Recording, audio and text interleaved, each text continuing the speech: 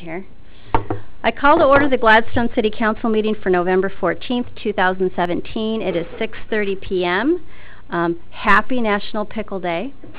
I have to throw out a holiday, so that's an interesting one. And I want to thank everybody for deciding to spend your evening with us. There's a lot of things you could be doing, but we appreciate that you're here. Tonight we have a pretty heavy schedule. Beginning with our consent agenda, which is approval of the October 10th regular meeting minutes, approval of the monthly financial reports, approval of the October check register and bank balances, legal costs on projects, department head monthly reports for October 2017, new easement per development agreement for the Webster Ridge Apartments.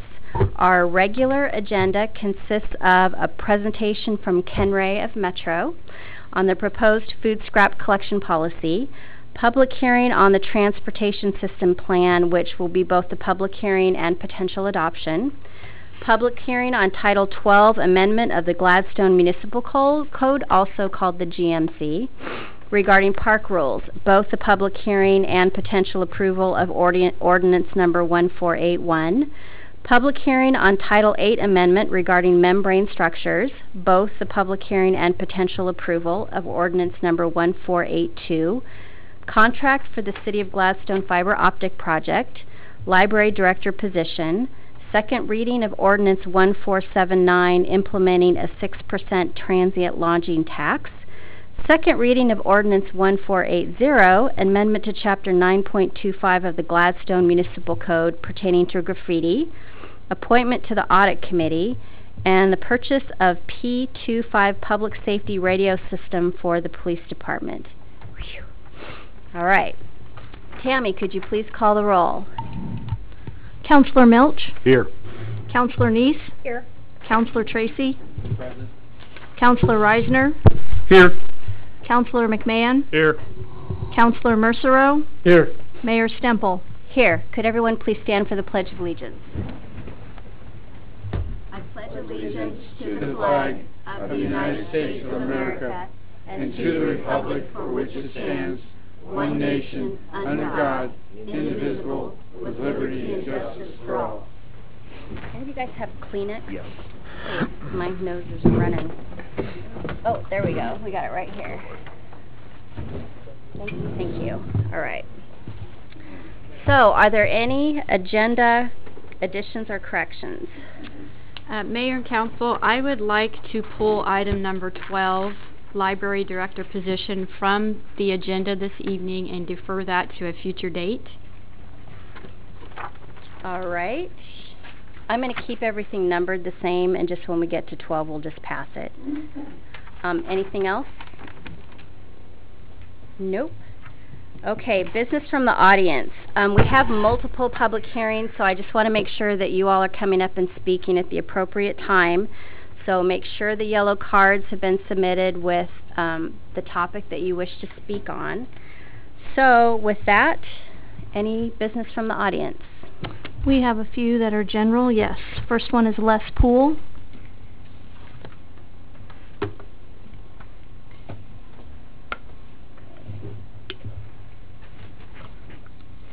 Good evening, Les Poole. I obviously live in Gladstone. Lucky you. For sure. It's great to see this many people here in front of me and behind me. You look at what's on the agenda, and we are making some progress. There have been a lot of challenges. I'm kind of questioning Oak Grove's version of a Taj Mahal library, but we're getting somewhere with the library, and we're no longer in court. That's a great big step. Kudos to Jackie. She's taken on quite a load, and I'm sure that the reason she wasn't feeling all that well was she earned it. And I serve as a liaison to the Parks Board for the Planning Commission, and I'm a planning commissioner. Oftentimes when I speak, I want to make sure folks know I'm speaking up here at this time as a citizen, not as anyone representing the Planning Commission. The reason I say that is we just had some great training from John Morgan, and I've known John for years, and I think that there were some awakening moments there. Sometimes we hear more than maybe what he's saying, but certainly I'll say it again. Last night when I left, I thanked John and told him that we spent our money well. There's a couple of things that are still dragging on my mind. One of them, of course, is the legal status of the park property that's been designated a park and currently by resolution is a library site. And I know I sound redundant, but on behalf of the Parks Board and on behalf of the citizens, we truly need to get some documentation. And I'll close by saying the reason I'm persistent about this is that not only is it time for that property to be resolved and no longer used for political purposes, the citizens really need clarity. And it's not there. And those of you that recall what occurred at Kellogg Lake with the light rail line, Kronberg Park, those of you that recall what went on with the trolley trail and light rail, there's probably even a few that recall the fiasco at North Clackamas Park where the horse arena was going to be removed for a soccer field. All of those had one thing in common. At the last minute, we got the paperwork out and found out what the covenants and restrictions were on the property. So let's please get a copy by the next council meeting of something that clarifies as a purchase and sale agreement on this property. Right now, we don't even have a napkin. Thank you, folks. So, Les, before you go, like I say, I know you brought this up at the parks a couple months ago and here. So have you gone to the county, the clerk's office regarding all the land transactions need to be recorded there, and then also the court? Yeah, I don't think it's my job to go to the court. I think that the city should have this documentation. Yeah, we'll get that. And so, in terms of, I know we need to wrap up here, but in terms of resolving it, I have looked at the county, and it's kind of a quirk, but a city doesn't have to necessarily create a new deed when they buy property the way you or I would. So it's gray, and we need to clean it up. Yeah, we'll get. I hope I'm not back here again about this, and thank you. Nope, we will definitely take care of that. Thank you very much. All right, next. Kirk Stempel.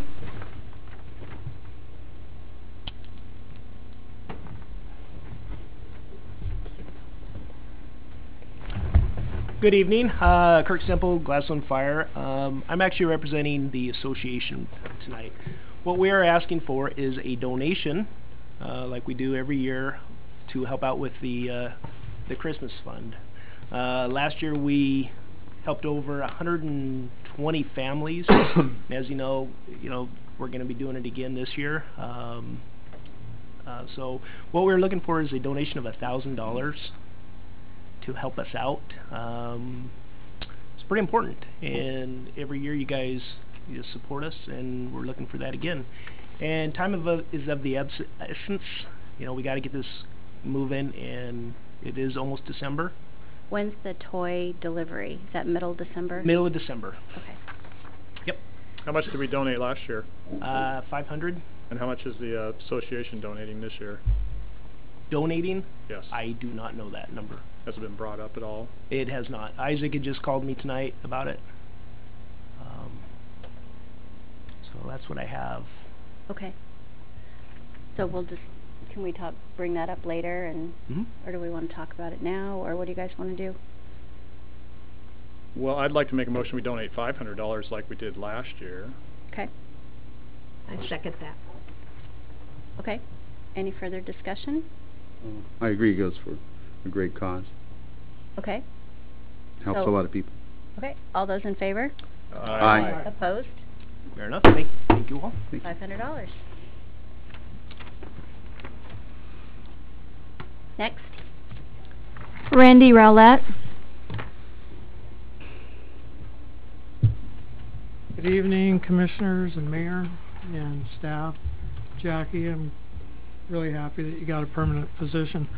I want to speak real generally about the appointments, and we've talked about that. I just want to go on record saying that I know that the process of appointing people to the committees is not, we're we're trying to find our way there, but I really like to see the public involved, and we've got lots of appointments coming up.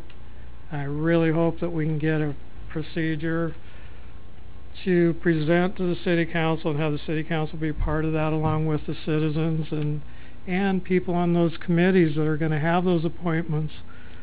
And it really would be nice if we could come up with something, because we have a lot of stuff coming up, a lot of people being appointed. So I just want to go on record saying that I hope we can do that. Thank you. Thank you. And if you have any ideas, you want to volunteer for that. All right. Okay. You want to sign this? Thank Den- you, Randy. Dennis McCarty.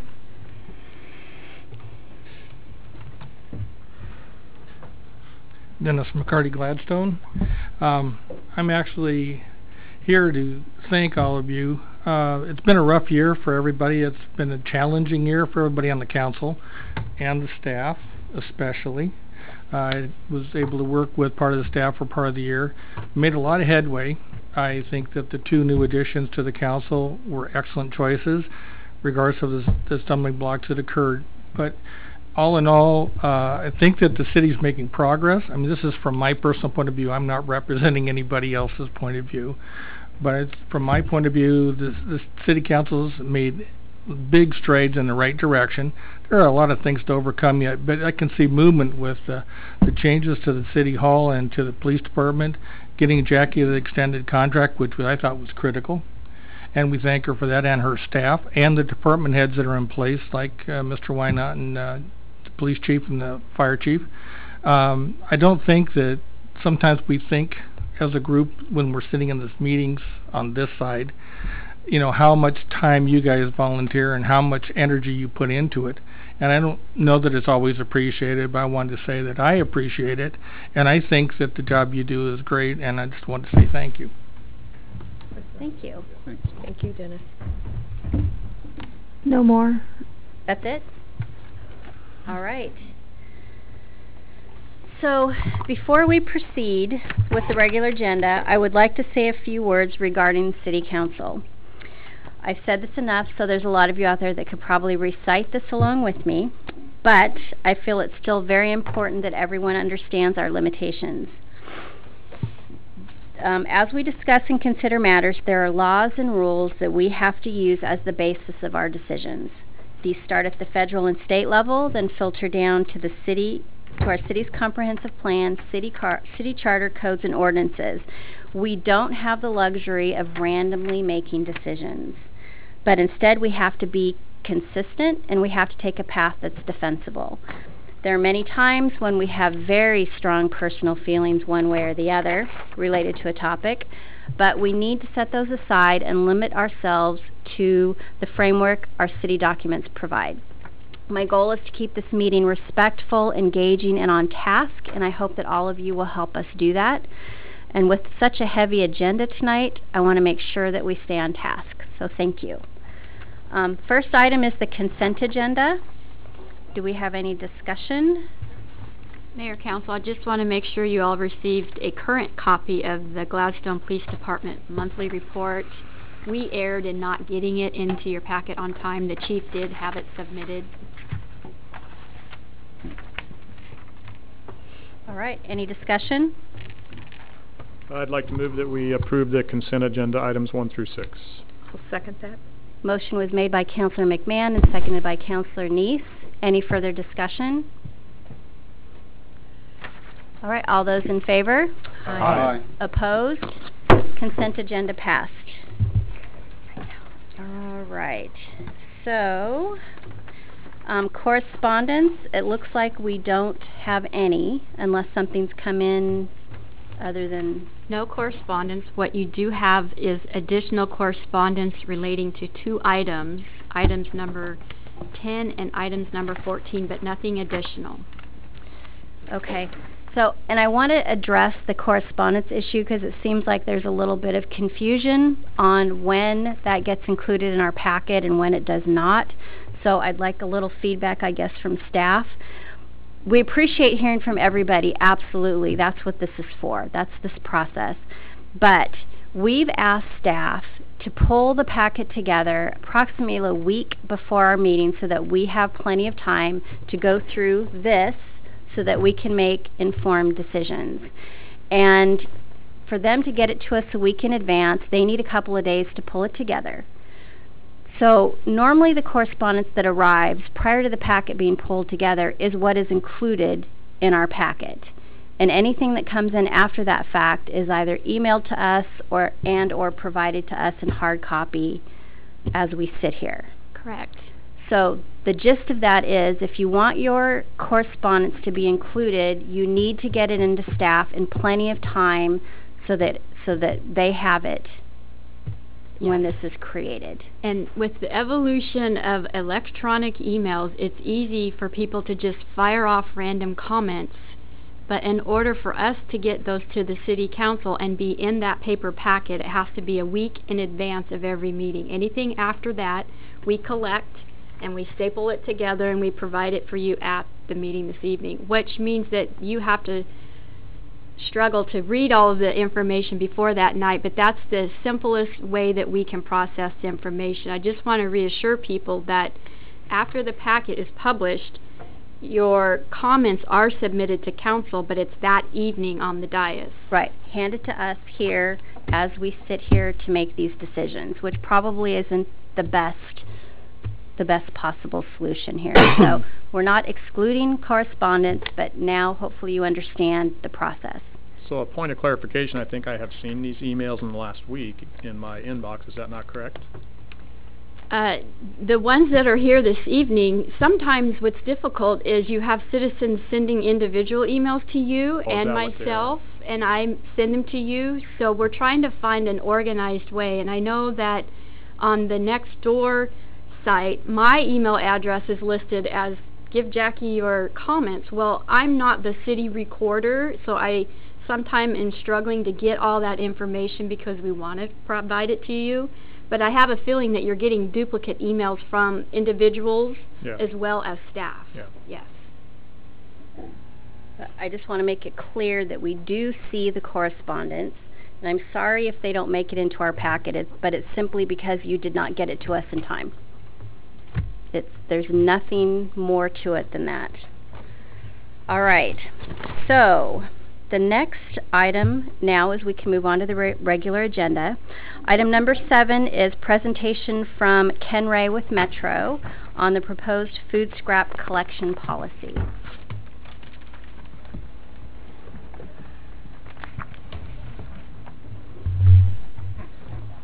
So we have more than just Ken Ray. More than just Ken Ray, yes. Mayor Stemple, members of the City Council, thank you for this opportunity tonight to talk about a policy proposal that the Metro Council is considering relating to the collection and processing of food scraps from businesses across the region. I'm joined here at the table by Evan Polk, the Sustainability Supervisor for Clackamas County. The policy proposal I'm going to describe tonight is a Metro policy that would apply region-wide. It also has some implications for local governments, and we have been working closely with local government solid waste staff across the region, Eben and many of his counterparts in other jurisdictions, in crafting the development of this policy. So Eben is here and can share some information about the policy and about some of its impacts here in Clackamas County, but I want to make it clear that what is coming before you is a Metro proposal. So I'll talk a little bit about why. Let's see if this works. Can everybody hear out there and see? Okay. Oh, there's the on switch. Okay. So this works. There it goes. So why are we concerned about food waste in particular? Food is the single largest component of our region's waste stream. Almost 1/5 of the amount of garbage that goes to the landfills from this region is food. We send enough food to landfills to fill a line of 18-wheeler trucks 63 miles long every year, 170,000 tons a year. Not only is it the biggest part of our waste stream, but it's also the biggest generator of methane in a landfill. And methane is... I think this is working. Sometimes it works. Sometimes it works, sometimes it doesn't. It is... We'll get there someday. methane is anywhere from 24 to 35 times more potent a greenhouse gas than carbon dioxide. So by getting more food scraps out of landfills and keeping it from going to landfills in the first place, we can have a significant impact on climate change. They do have this in their packet, They do have this in your packet, so we could turn the page. We'll go to slide number 3. Not only is it important to get food waste and keep food waste from going to landfills to prevent the generation of greenhouse gases, but the food waste also has economic and environmental benefit if we can put it to other uses other than landfill disposal. Currently, on a voluntary basis, we collect about 27,000 tons of food scraps every year from businesses across the region that choose to participate in this program. The food scraps that we currently collect go to one of 2 facilities. Some of them, and I have photos of them on the next slide once we get it up. A lot of Back one. Back one, but the facility on the top right. Thank you. The facility on the top right corner of that slide is the JC Biomethane plant in Junction City, north of Eugene. It's an anaerobic digestion facility where food waste is placed into sealed tanks deprived of oxygen, digests that food waste, turns it into methane that then generates electricity, turns turbines. Electricity is the main output of that facility, along with some liquid fertilizer and compost. The other 30% or so of the 27,000 tons of food scraps we currently collect in the region goes to a compost facility north of Corvallis in Adair Village. So we are able to turn food waste into more valuable products, but we are sending that food waste around 100 miles one way to another community that then gets to benefit from the output that's generated by those facilities, and we're not seeing the economic and environmental benefit here. So we want to attract some processing capacity close to the region so that the food waste we generate can benefit local farms, local businesses, local communities.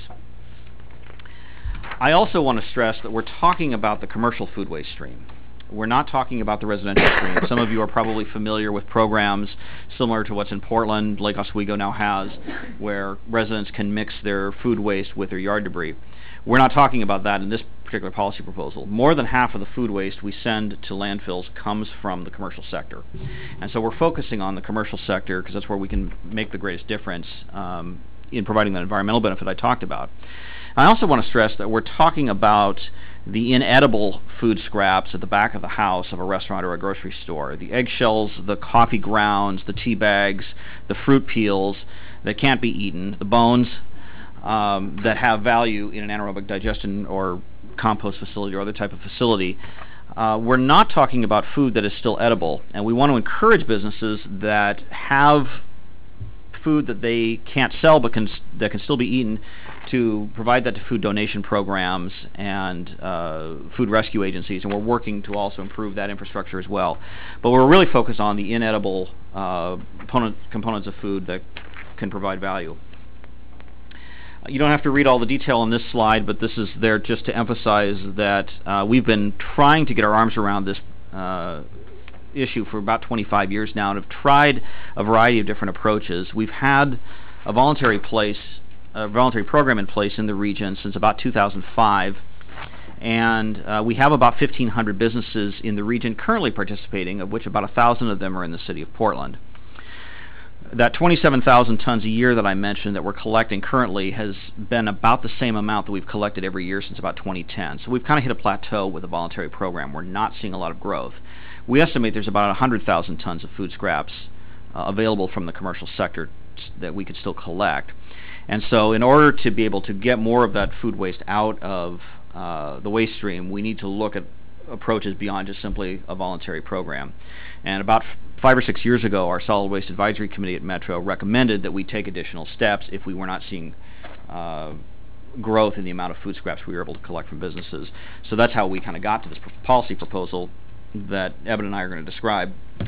So a little over a year ago, the Metro Council gave direction to staff to look at different approaches for ways in which we could get more food scraps out of the waste stream from businesses. And so the Metro Council gave us direction to come back with a policy proposal that would phase in a requirement over time for certain types of food service businesses, those that are in the business of serving food or producing food, to have to separate their food scraps from their garbage and have it collected separately, with an eye towards an eventual ban on disposal of food scraps from those food service businesses. Work with local governments and haulers to determine how we can most effectively collect and deliver those food scraps to a processor, and then also at the same time look at ways in which we can secure an additional processor, food scraps processor closer to the region to help process these food scraps if we're able to collect them. With that, I'll turn it over to Evan to talk a little bit about the policy context and what we're operating, and I'll talk a little bit more about outreach we have done so far, and then we'll be able to take questions. Good evening, Mayor and Councilors. Again, my name is Evan Polk, and I'm the Supervisor for the Resource Conservation and Solid Waste Program at Clackamas County. And the reason I'm here, as kind of implied, is kind of twofold. One, I was invited to serve on the policy committee that Metro convened to take stakeholder input from within solid waste, local government solid waste staff.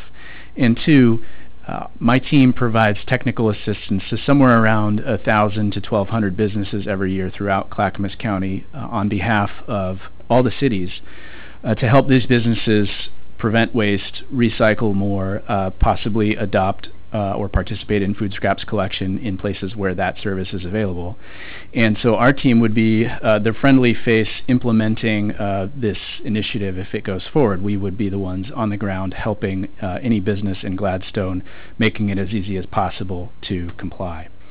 And so if you have any questions tonight or in the future about the nature of that assistance or what we do for businesses in Gladstone, we would always be happy to provide more.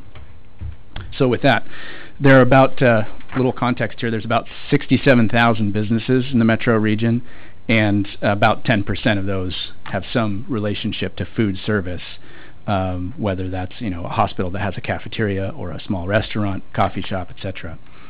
This policy would cover about 3,000 of those. That's an estimate.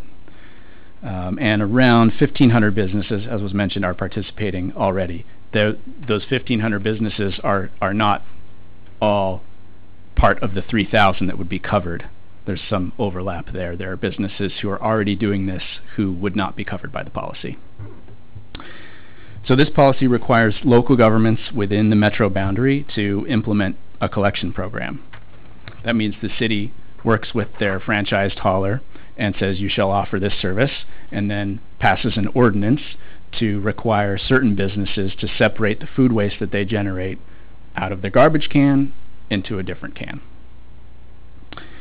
And it would be phased in over 5 years, excuse me, and eventually Metro, I believe that in the hearing coming up in November and December, Metro will be considering or entertaining a resolution that would also ban food scraps from the landfill further out past the 3 phases in this ordinance. Is this working? Yes. Great. Okay, so here's what Metro is going to be asking local governments, including Clackamas County, in our unincorporated urban areas to do. We have to adopt a policy that will meet the regional requirements and the performance standards that will, send a notice to affected businesses, establish a timeline for them to start separating their food waste. The county would provide educational materials and setup assistance on behalf of the cities, pursuant to our existing letters of agreement. Cities would need to ensure collection services provided, and then at their discretion would need to have a pathway for enforcement if it's necessary. I'll say that in Clackamas County we haven't seen ever any cases where enforcement was needed on an ordinance like this, but it does need to be in place as a possibility.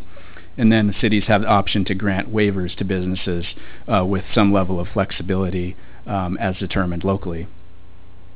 And then Metro would continue to provide funding support, which right now goes to county staff to provide assistance to businesses on the behalf of the cities.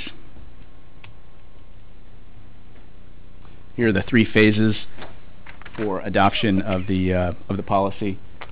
So the Metro ordinance stipulates that local governments would need to adopt their own implementing ordinance by July next year. And then in March of the following year, 2019, the first wave of businesses would be covered by this. Those are businesses that generate at least 1,000 pounds of food waste a week. That's a lot. phase 2 is a year later, and then phase 3 a little more than a year past that, and the phases go down to then businesses. Phase 2 is businesses that generate at least 500 pounds of food waste a week, and then businesses that generate around 250 pounds of food waste a week. Just for reference, 250 pounds of food waste is about what one 60-gallon roll cart of food waste would weigh, approximately, just in case you want a sort of frame reference for what that might look like in terms of volume. So businesses that generate less than that would certainly be welcome to participate in the program if the service is offered, but they wouldn't be required to do so. And then I mentioned the potential for a landfill ban on food scraps in the out years that Metro would put in place. Again, is that for businesses, the ban, or is that just for everyone? Want to answer that? Sorry to interrupt. You're no, that's probably fine. addressing that later. Mayor Stemple, the landfill disposal ban that's currently being considered would be for food service businesses. Period. Yeah, mostly for food service businesses. It wouldn't apply to food waste from residences or from other smaller businesses that don't generate as much food waste, but focusing on those larger generators.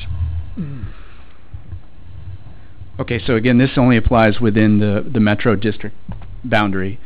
Cities that have 5 or fewer potentially covered businesses are exempt from this policy. We know that would be in Clackamas County, a small city like Johnson City, for example.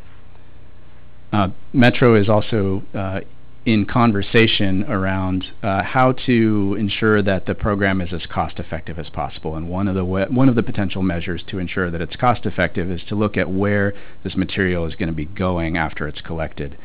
If there is the potential for a really long distance for it to go, Metro is looking at temporarily exempting communities where the food waste has to go a long ways to get to transfer, and thus it's expensive to do it. And that's still in process, so we don't have any details at this moment around where a distance line might lie.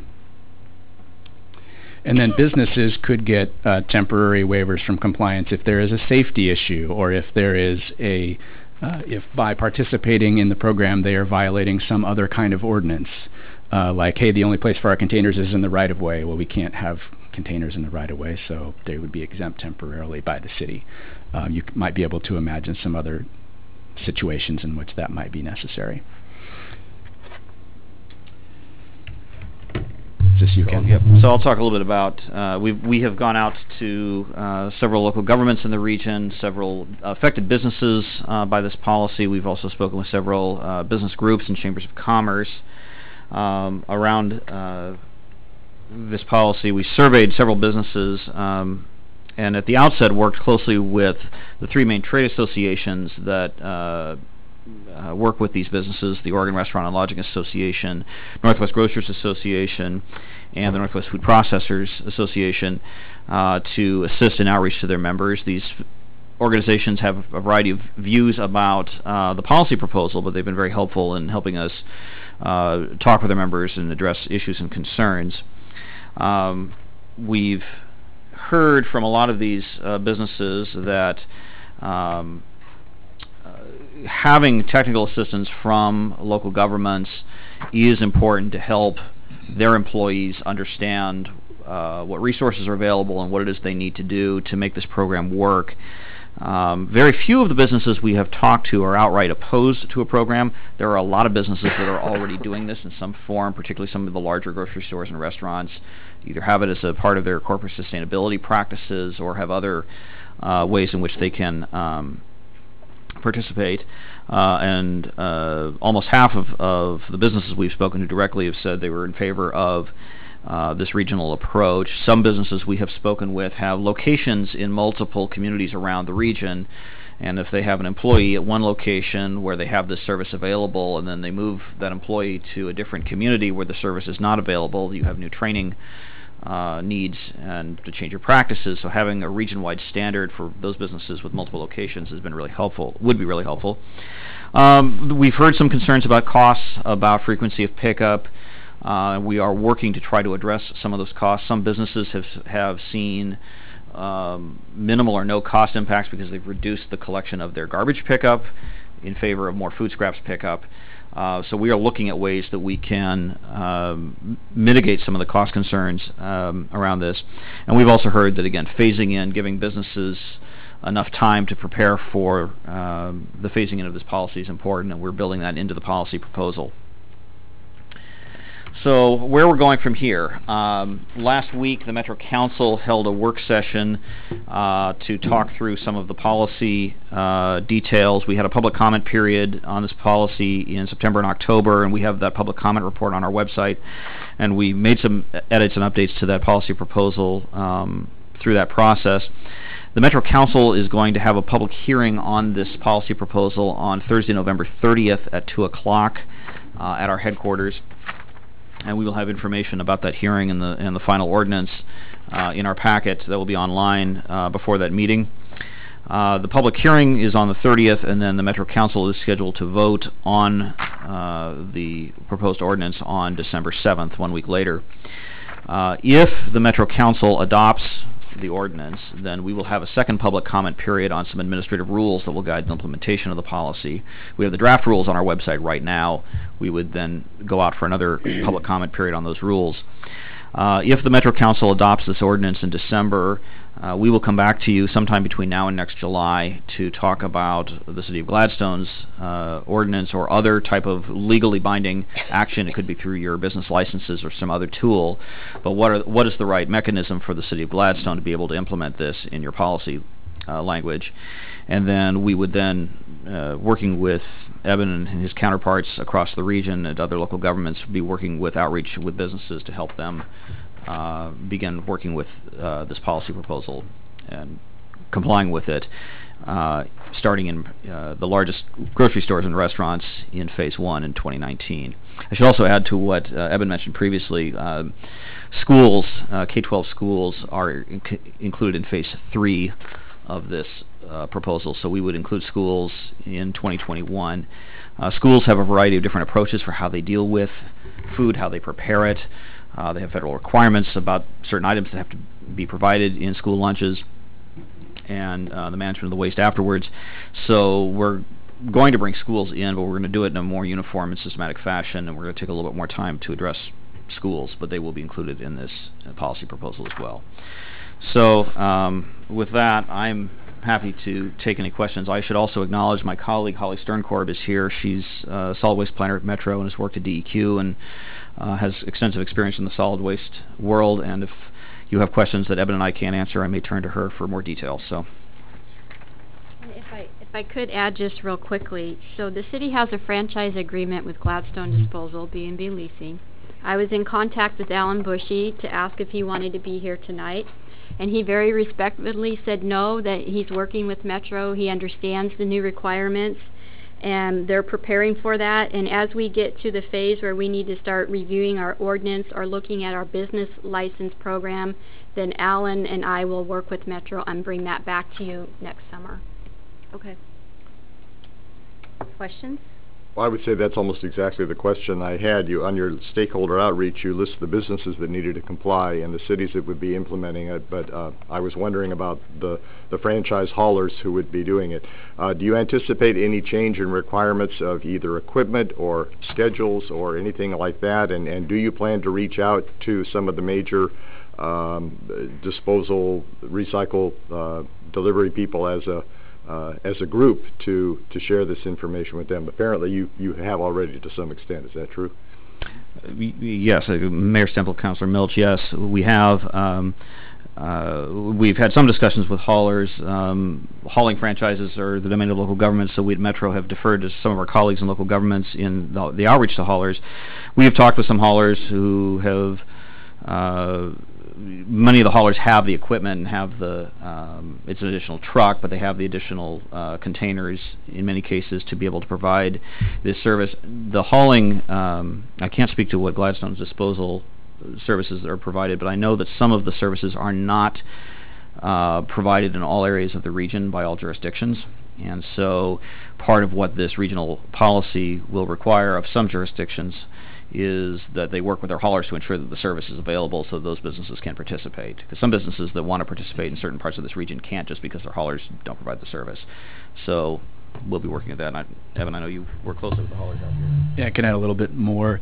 There are 3 cities in Clackamas County that have not directed or that worked with their franchised hauler to ensure that the service is available on an optional basis. Those are Wilsonville, Oregon City, and Gladstone.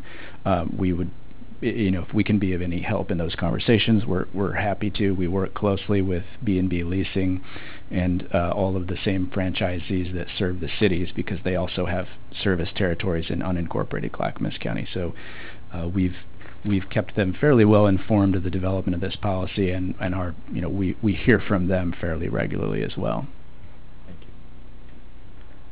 you. Evan, do we have any numbers right now?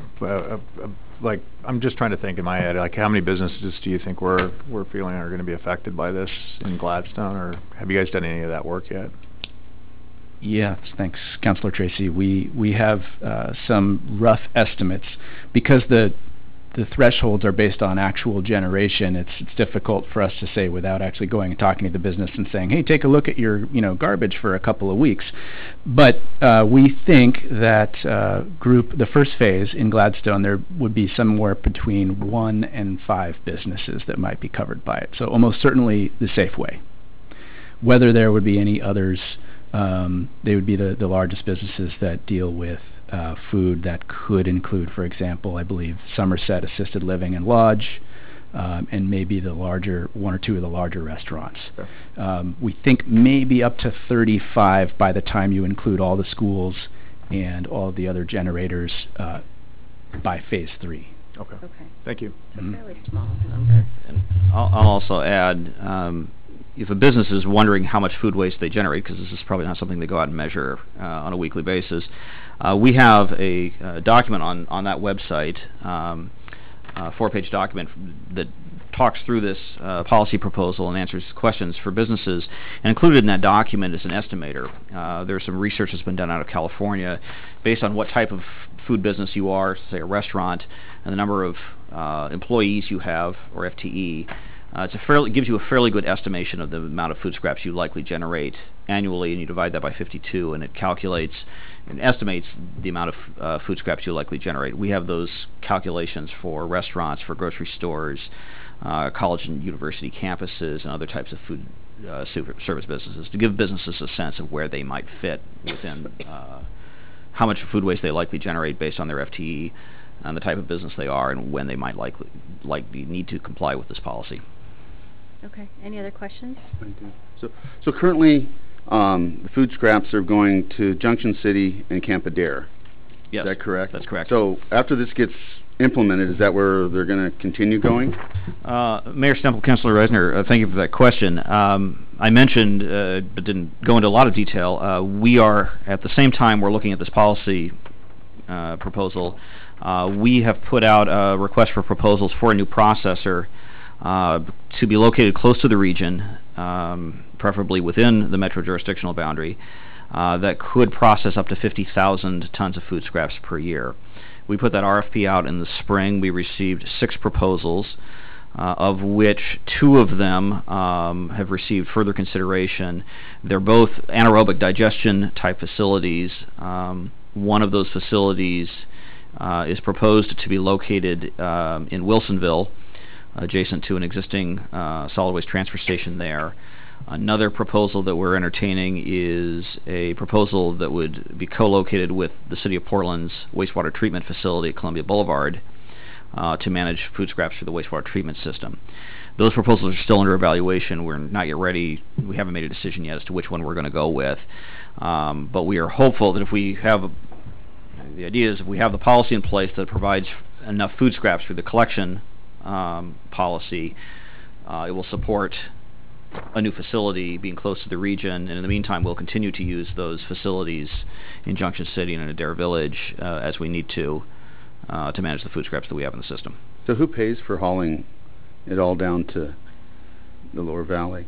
The food scraps are transferred currently at the Metro Central Transfer Station in Northwest Portland, and that transfer station sends all of its food scraps to Junction City. And the other transfer station within the region that accepts food scraps is the transfer station in Wilsonville owned by Republic Services. The haulers that bring the food scraps to those transfer stations pay a per ton fee when they tip the food waste at the transfer station, and those per ton fees include the costs to transport those food scraps and process them at the final destinations. So the businesses are paying through the haulers are then charged at the transfer station per ton for those costs. So then the businesses are then paying for this recycling then?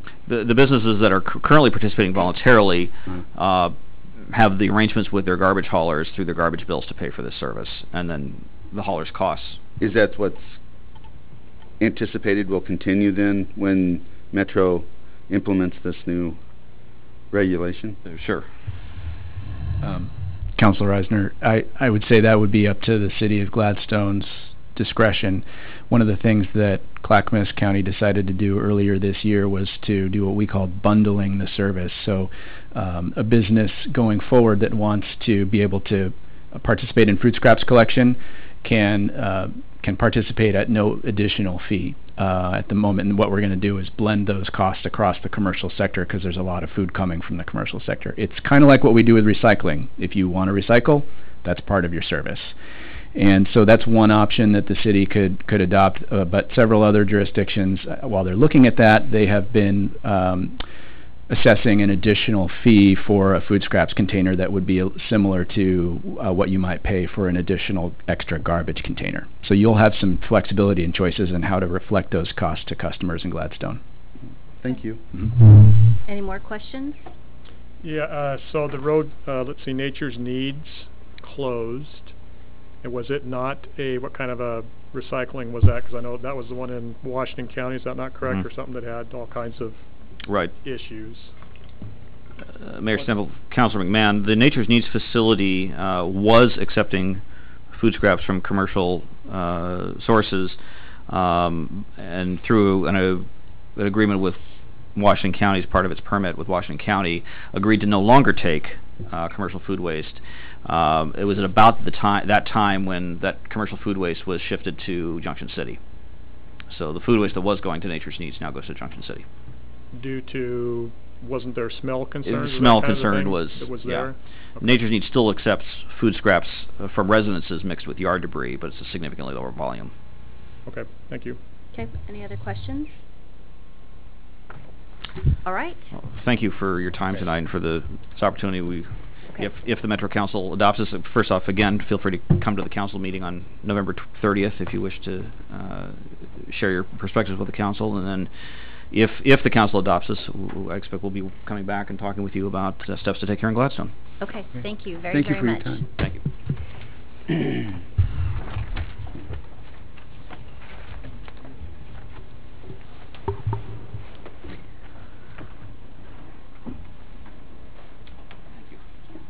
All right, the next item on our agenda is public hearing and action item pertaining to the transportation system plan. It's broken up into A, which is the public hearing on adoption of the transportation system plan, to hear and consider approval of the TSP, and B, adoption of the transportation system plan. Consider approving ordinance 1483, an ordinance adopting the transportation system plan. Staff? Good evening, Mayor and Council. We're here again. We've been in front of you before with this through some of the work sessions and stuff. We're here tonight to present the final TSP for your adoption. The 2017 TSP has been vetted through a great deal of community input. You know, we had a PAC committee, which is a policy advisory committee, a TAC committee, which is a technical advisory committee, and I was always getting the TAC and the PAC confused, but I think I finally got it figured out. We've had a website for community involvement. We also had several open houses. We had a work session with the planning and council together, and that was here pretty recently. And just recently, the Planning Commission seen this information and adopted it with the changes, as you would see in Exhibit 5. That's the after their comments. And so now we're in front of you to get your blessing, comments, and so we can move forward and adopt. What I'm going to do is I'm going to turn this over to the consultants. I have here tonight Matt Hugart and Molly McCormick with Kittleson and Associates, and also Darcy Rudinsky with Angelo Planning. So there's the planning team. They'll take it from here and run the PowerPoint. Right. If anybody out there is having difficulty hearing, please let us know, because sometimes we need to get closer to the mics. Hello, thank you. Hi, good evening. I'm Matt Hugart with Kittleson and Associates, and to my left is Molly McCormick. I'm here filling in for another Matt Bell. He was the project manager for the development of the TSP. I was the project principal. I was sort of behind the scenes doing some strategic review, but Matt's out of town today, and so I'm filling in for him.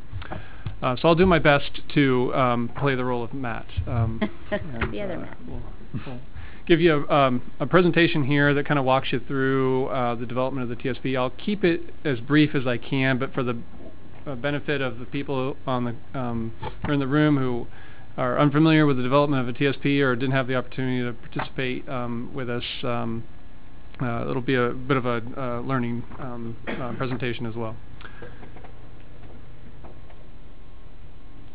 So I thought it would be beneficial just to talk a little bit about the schedule. Jim mentioned that this is a process that's been ongoing for some time now. Roughly about August of 2016, this project formally kicked off.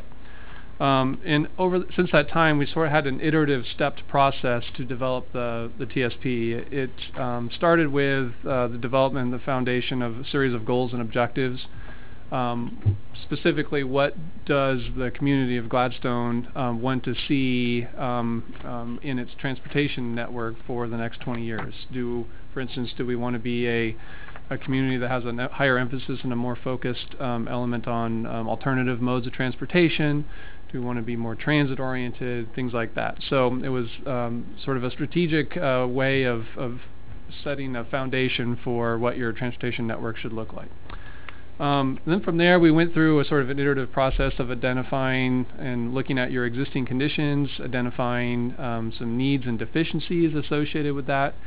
And I think the modern day TSP is not just about roadways anymore. It gives quite a bit of emphasis on what we call active transportation modes, so bicycling, pedestrian, rolling type of activities, as well as transit and a lot of other ancillary measures that you probably don't think about but are just as important, such as how does the signal timing of your traffic signal system work, and how can we make those better? What can we do as a community to minimize the amount of vehicular traffic on our roadways? What can we do to improve the safety of our roadways and our in our intersections? So we went through that process and developed a series of tech memos that identified where you're deficient and where you should look for improvements going forward. Roughly about April and June of this year, we developed what we call a draft plan, and we went through a series of public meetings and hearings to get to that point. And it was some iterations and some modification of that draft plan that's ultimately led us here tonight. So here we are, sort of at the tail end of this grant project, and we're squarely into the adoption process. As far as our involvement in this project, again, we've been sort of leading it, but I want to sort of emphasize that this has not just been a consultant-led effort where we go off and sit in our room and develop the TSP, but it's really been an effort that's involved a number of committees and a number of feedback opportunities from your citizens. And I think that's led to the development of a plan that feels like it was a plan for Gladstone by the citizens of Gladstone. So I think that's an important distinction to make, that we really want this and want this project and this product to be reflective of the needs and the ideas and the interests of the citizens. To get there, we had a number of meetings. Jim mentioned our committee meetings, our TAC and our PAC. They worked along with us from the very beginning, sort of double-checking our work and making sure that when we did sort of the technical analysis that we were doing it correctly and we were doing it in a way that really made sense to how Gladstone moves and functions from a transportation perspective. Interlaced throughout that project, we had a number of community meetings and community open houses and workshops where we invited the general public to check in and see what we were doing and provide comments on the products that we produced. That led, I think, iteratively to the development of some alternatives and some ways in which we can improve the network. Ultimately concluding with a series of joint work sessions where, after we had sort of produced the draft product, we came back and had some work sessions with members of City Council as well as Planning Commission to make sure that the product that we were ultimately going to move forward into the adoption really made sense and we were hitting all the marks. So I'm going to skip this slide because it just really talks about all the tech memos that were produced. But basically the TSP itself is sort of in two volumes. There is the actual TSP that you want to display on your website, and that if you wanted to make copies of, you could easily distribute, both in paper form or electronically. And then there is what we call the Volume 2, which houses basically all the memos that you see listed up here on the screen. So everything that we produced was documented and supported by one of the memos listed up here. That's a long process. It is. So what did we end up producing? So we have a planned transportation system. I think it focuses on just about all the different modes of transportation within the city. One of the things that's most important about a TSP is making sure, I mean, we can sit in a room and produce hundreds of different ways in which we can modify the transportation system and make it better. But at the end of the day, all those projects and all those projects cost money. And so one of the things that is required by the state of Oregon, and even if it wasn't, it would be a smart thing to do, is to produce what we call a financially constrained plan. So in other words, of all the hundreds of projects that we developed, it's recognized that the city and its funding mechanisms are unlikely to cover all of those projects. So what we end up doing in producing is what we call the financially constrained plan. And that identifies those projects that we feel are most important to moving the city forward, but also ensuring that those projects can be paid for over the span of a 20-year time frame. So we worked with the city to identify what the long-term funding mechanisms might be based on both existing and historical trends, and projected those funds out for a series of 15 to 20 years, and then identified those key projects within that list of projects that made the most sense and could likely be paid for within the the known funding constraints.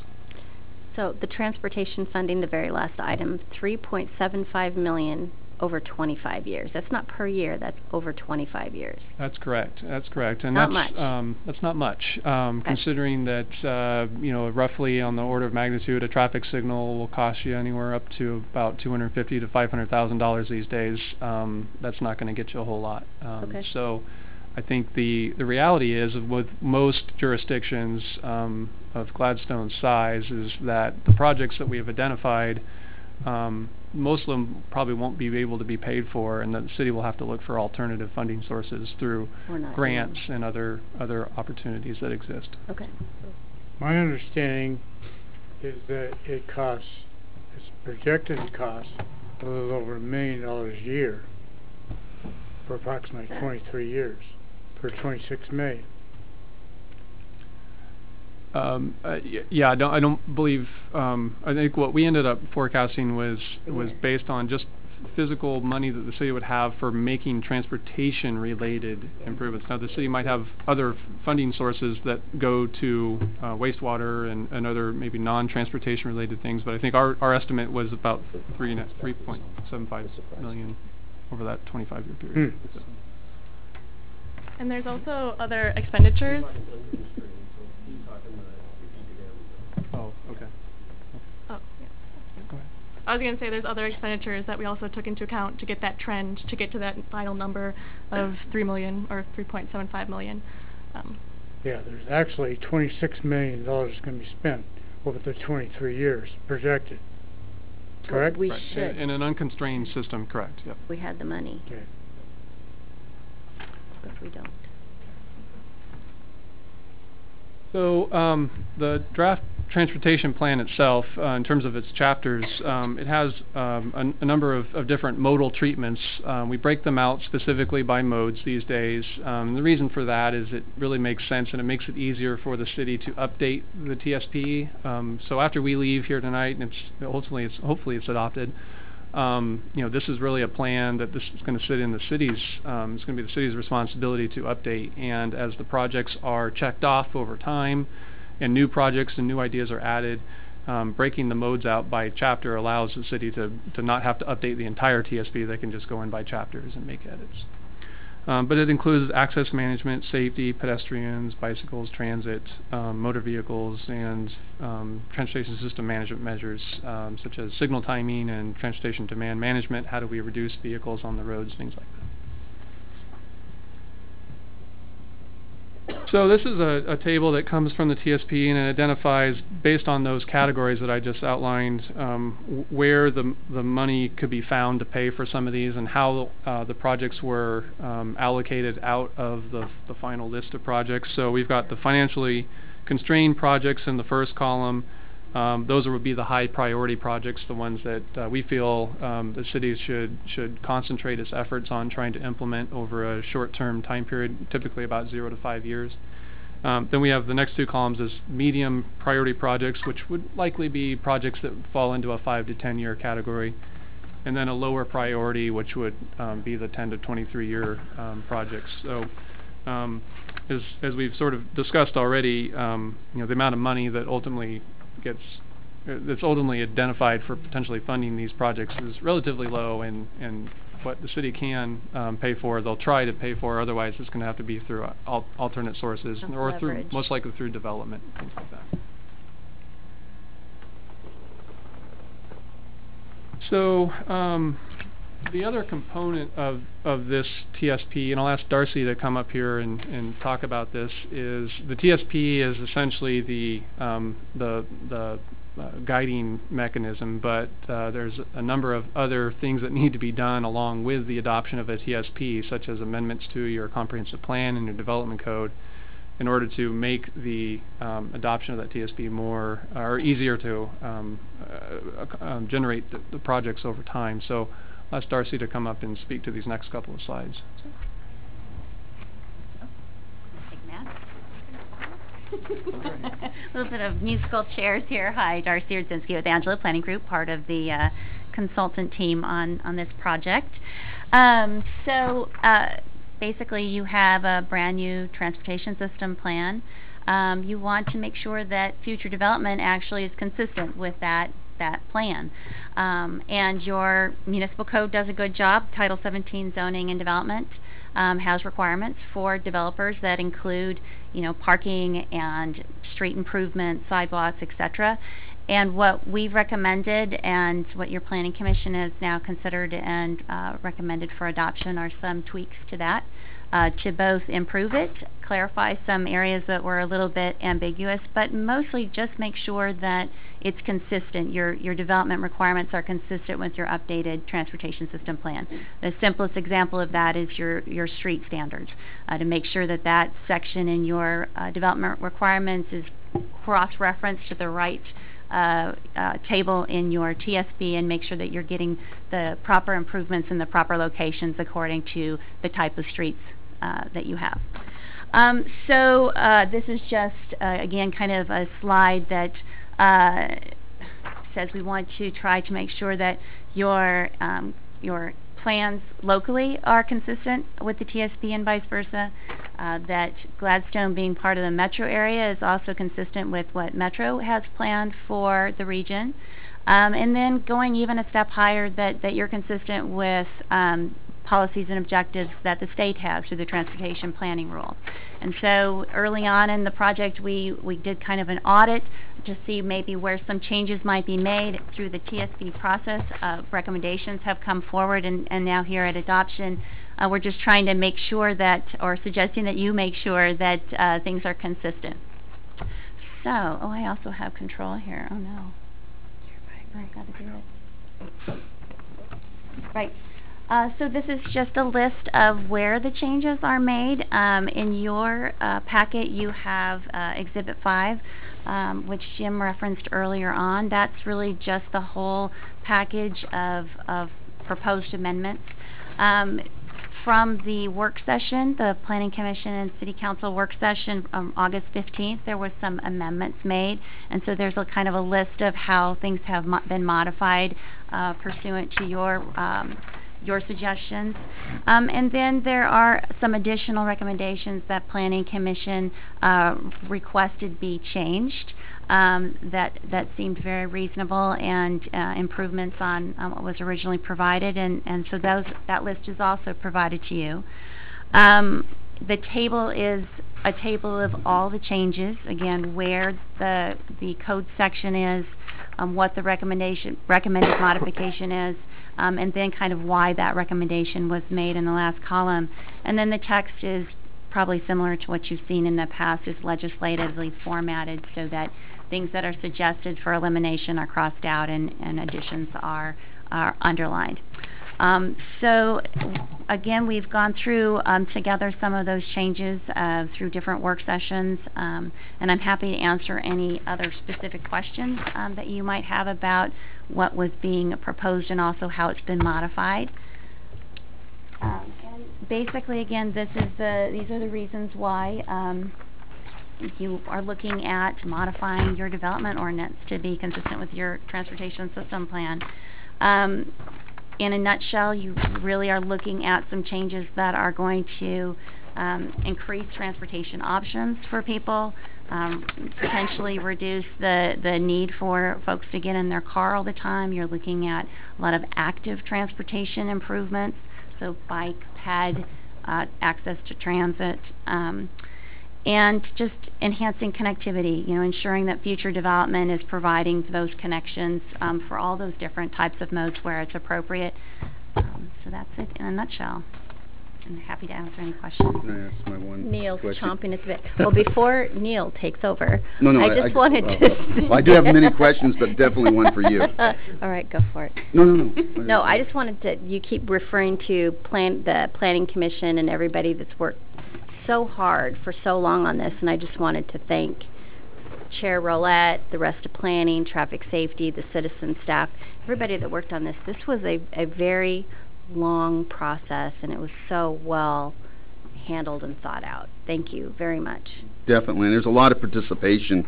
I mean, I remember last winter, starting at the senior center, there's a lot of people that were there, and then here, and I think what was really cool is while we were doing this, we were also doing a parks master plan also, and there was a lot of involvement from the community in that. So I want to kudos to the public for participating, and also staff and the others. But my one question I have in regards to the planning, I read through, and I didn't see where in regards to sidewalks, we had a situation that where well, let me ask, did they include provisions that if a single family residence is built on an existing street where there isn't a sidewalk, that a sidewalk needs to be included? So, an example, about 5 blocks east of here on Dartmouth was a vacant lot on a corner that they put in a single residence. They didn't have to put in a sidewalk because it's not allowed, it wasn't required in our code. Now, if it was a development like what's going on over at Glen Echo, they do. And so when that was brought up a few years ago, was asked about it, I wasn't the only one. There were several people that had asked, like, why are they building a home without a sidewalk? And we said, well, because it's not required. So it's like, okay, well, when we look at this next, we need to have that included. Granted, it might look funny that there's a sidewalk in front of house A, and or let's say house G and house A, A up to E and then on up doesn't have one, but in the next 20 years the others might join suit. Okay. So that's my question, was one added, and if not, how do we get it added? The development code proposed language, proposed changes does not address infill sidewalk requirements. That's been a challenge, particularly for jurisdictions that are predominantly built out, such as you are. I know when I worked in West Lynn years ago, that was always a challenge for West Lynn. So the short answer is no. There's no infill sidewalk provisions. You could look at ways of requiring that, and usually it's through a neighborhood improvement district, whereby a fund is, when you develop, there's a fund basically for that infill, but that the individual property owner is not typically burdened with developing that in front of their property. So it's, again, the short answer is no. Most of the requirements that are suggested or that are required in your code currently, and any of the kind of changes that are suggested in this packet, really have to do with design review. And single-family homes, duplexes, are exempt from design review. So is this something we could look at separate from the TSP? Because I don't want the TSP held up because of these small little issues. Yeah, absolutely, absolutely. Okay, any more questions? I know you've got questions. I do, but I don't want to be hoggish. Ask away. Okay. So, but again, what I just clarified right. is that some of these small issues we can deal with separately. Right. Sure. We don't want it to hold up the whole TSP. Okay. Well, a question I have is that in regards to transport or the pedestrian, like the pedestrian bridge has got a footnote that it's being funded maybe by another entity. So I was curious as to why the intersections at I-205, 82nd Drive, and along McLaughlin aren't also footnoted in that regard, being that that's ODOT's responsibility for doing and also for funding. Yeah, and I was kind of tipped off on these questions before the meeting tonight, so I have a prepared response. Thank you. The simple answer is we can make those changes. I think the table footnote in there regarding the Portland Avenue Bridge over the river is one of those unique examples where the likelihood of that project and the funding source for that project is most likely not going to come from the city of Gladstone. It's probably going to be more of a grant-funded or a regionally funded project, you know, at a larger scale, be it Clackamas County or a number of other joint jurisdictions together. Most of the other projects, however, listed in the TSP are either going to be funded through a capital improvement project that the city would be the source of, and/or development. Mm-hmm. And so I think you probably uncovered maybe one little edit we might want to make going forward is making some more stipulations and footnotes of these tables saying that a lot of these other projects could be funded through other sources such as development and/or other joint funding opportunities with neighboring jurisdictions. So, thank you. And then actually a question that was brought to my attention from a citizen was truck traffic that using Arlington, Dartmouth, and maybe Gloucester. I've been by a million times, so you know, going up and down those streets. So you don't see signs that you used to maybe pay attention to because you've been by it for forever. But are they still restricted for truck traffic unless it's local in this, or does this even address that? I'm going to turn to Jim for a second here because I'm going to ask if he can. Do you recall that? Yes. As a matter of fact, Matt Bell did include. We just need another chair. Well, just pull up another one. I'll come back. Yeah, so Matt Bell did include that in here, and it's included, and I'm trying to find how it was included, but it is included in there, and it's more of in the design of the street where this is, I think it's on the table, I'm not finding it right now, the table that talks about, yeah, there you go, you're on page 56. That's not 56. That, I believe, yeah. was a recent edit that Matt had done based on comments that we received from the public.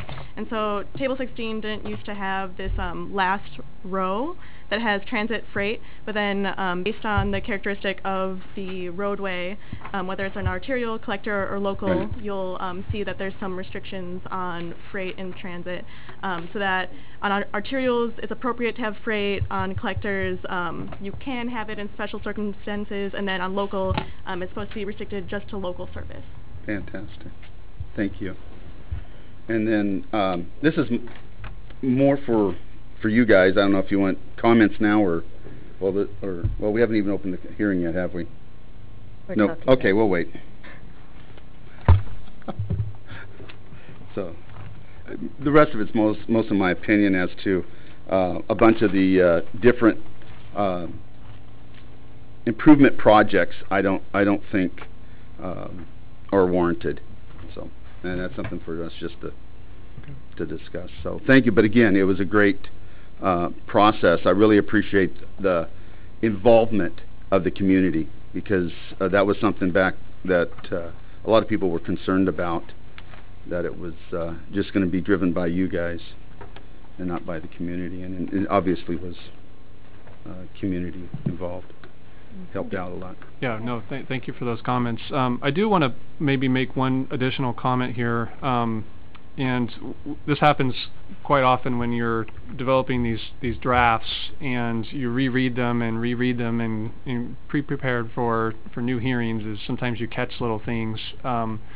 So there are actually two things that we've found recently within the last couple of days that we would recommend be modified from this draft even further. So if you're going to get into an adoption discussion here this evening, one should at least be aware of those changes. And the most significant of the two is on the functional classification map. There is, in the legend to that map, there is a reference to major and minor arterial. And by definition, the only major arterial we have in Gladstone is 99E. Awesome. And that is an ODOT facility. And the decisions regarding 99E in terms of its design and its future are not governed by the City of Gladstone. They're governed by ODOT. So one of the things we would recommend, and this is something we didn't catch the first time, is we would like to eliminate the term major arterial, and we're just going to call that 99E, and then we're going to get rid of the minor arterial, and we're just going to call it arterial. So any arterial that is a city-owned street will essentially just be called an arterial in the map. And that should line up already with the definitions and the code elements that we have included. So it's a minor figure edit, but we wanted to bring it to your attention this evening. All right. Any more questions for these folks? All right, well, thank you very much. So we're on 8A, which is the public hearing on adoption of the Transportation System Plan, to hear and consider approval of the Transportation System Plan. Do we have any comments from staff? Nothing further. Do we have any public comments? No. Do we have any discussion from council? We have to open the public hearing? Well, I have the public hearing first, right? That's what we're doing right now. Okay. Yes. Just to say, as the council liaison to the Planning Commission, I want to underscore your thanks to them, since they reviewed primarily in our October meeting the code amendment proposals that were brought forth, and they assisted in providing some clarity to those and improvement of some of the wording where needed. Because they are the experts on the code, that was an appropriate use of their time. They did not spend as much time that evening. I was present but not really participating, talking about the rest of the plan. And I know that there are probably citizens who would be happy with this plan if they just had some assurance that something was going to be done about the intersection of 99E and Arlington. That's the thing that I attended many of these public meetings. I know there was online participation. That's the one thing that comes up. And as Matt mentioned tonight, that's an ODOT road. We don't have, you know, as much say. We can't just adopt something that will automatically fix that, you know, of our own authority. But I think there are citizens out there who are concerned that, you know, 22 or 23 years down the line, we might produce another transportation system plan that says basically the same thing that this one and the last two said, that continues to be the most problematic intersection in our city.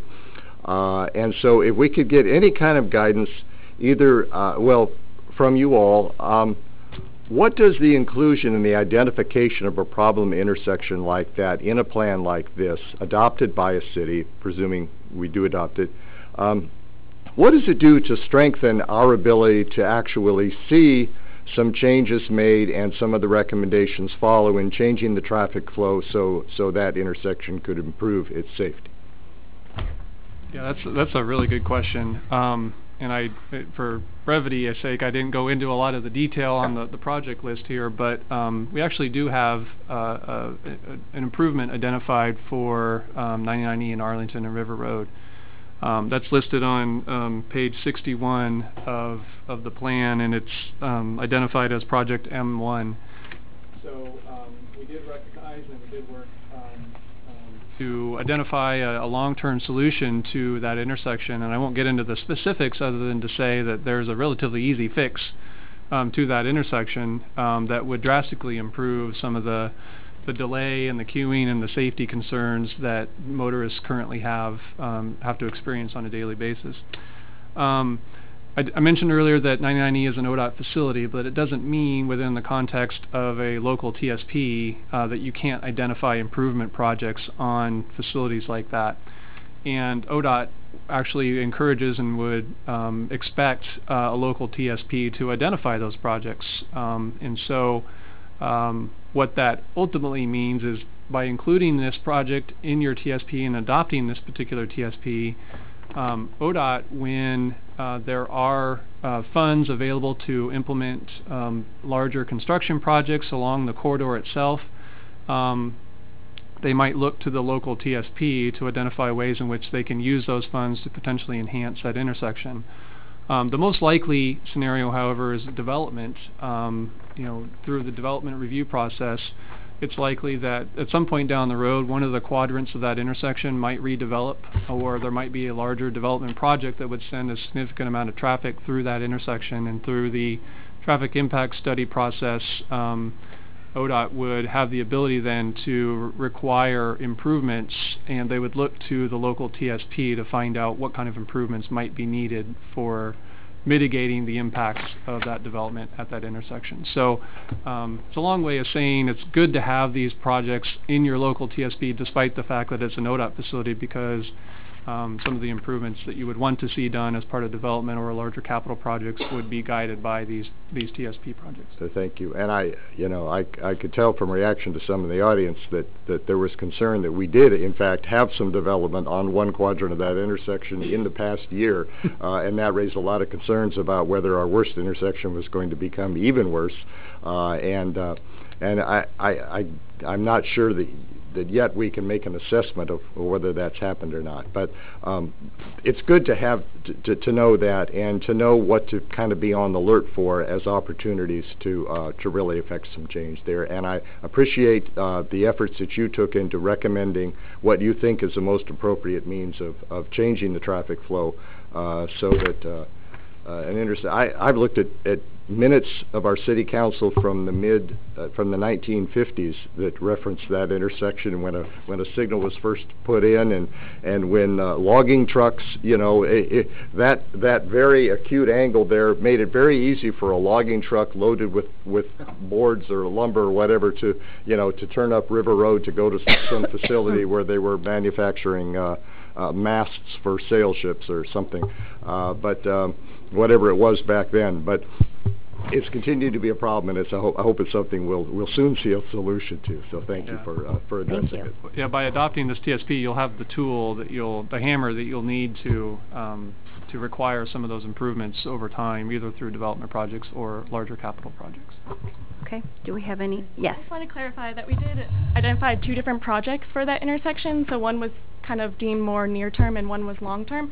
So the one that Matt pointed out, M1, is more the long-term project, and that's why it's listed priority low, also because we'd have to have funds from probably ODOT or get more from them.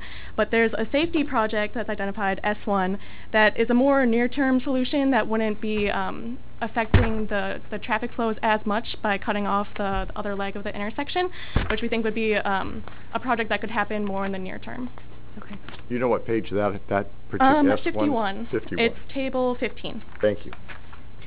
Okay, do we have any other questions, discussion? So, well, would someone like to make a motion? Well, I've got discussion, but we can do that. Close the meeting. Yeah, I move that we close the public hearing. Me too. Do we have a second? A second. Motion was made to close the public hearing by Councilor Reisner and seconded by Councilor Tracy. Any further discussion? So, well, I know how to, like we were talking about money-wise. Oh, sorry. No. Okay. All Sorry, those in favor? Aye. Opposed? Public hearing is closed. Discussion.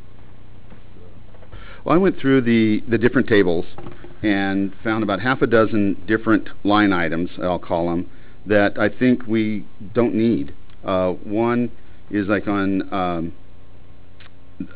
I think it's page 18, the under pedestrian, P2, almost $100,000 for landscaping along 99E. It's a medium priority.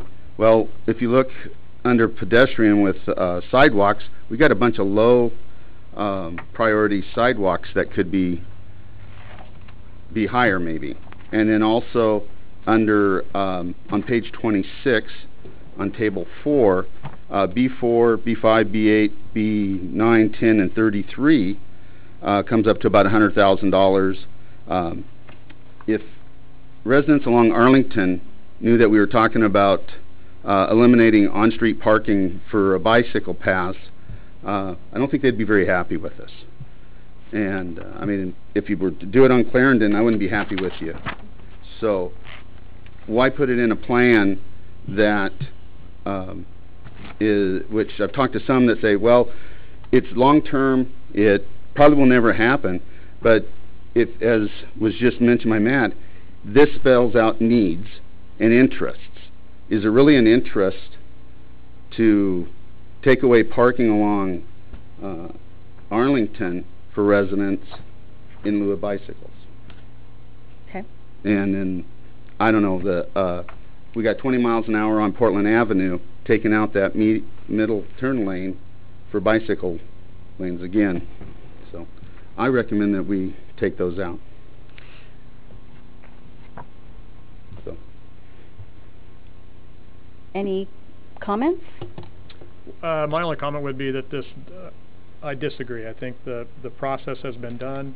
It wasn't just one person that decided to have that in there, and it got approved by these other groups to then all of a sudden come back on the last day and for that. So, no. Well, I agree with Pat, or excuse me, with Councilor McMahon.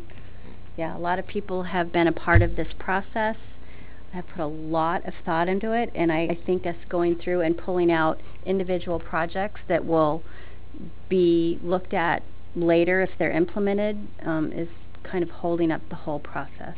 And I agree. I don't think that I agree. If we were to do the Arlington project,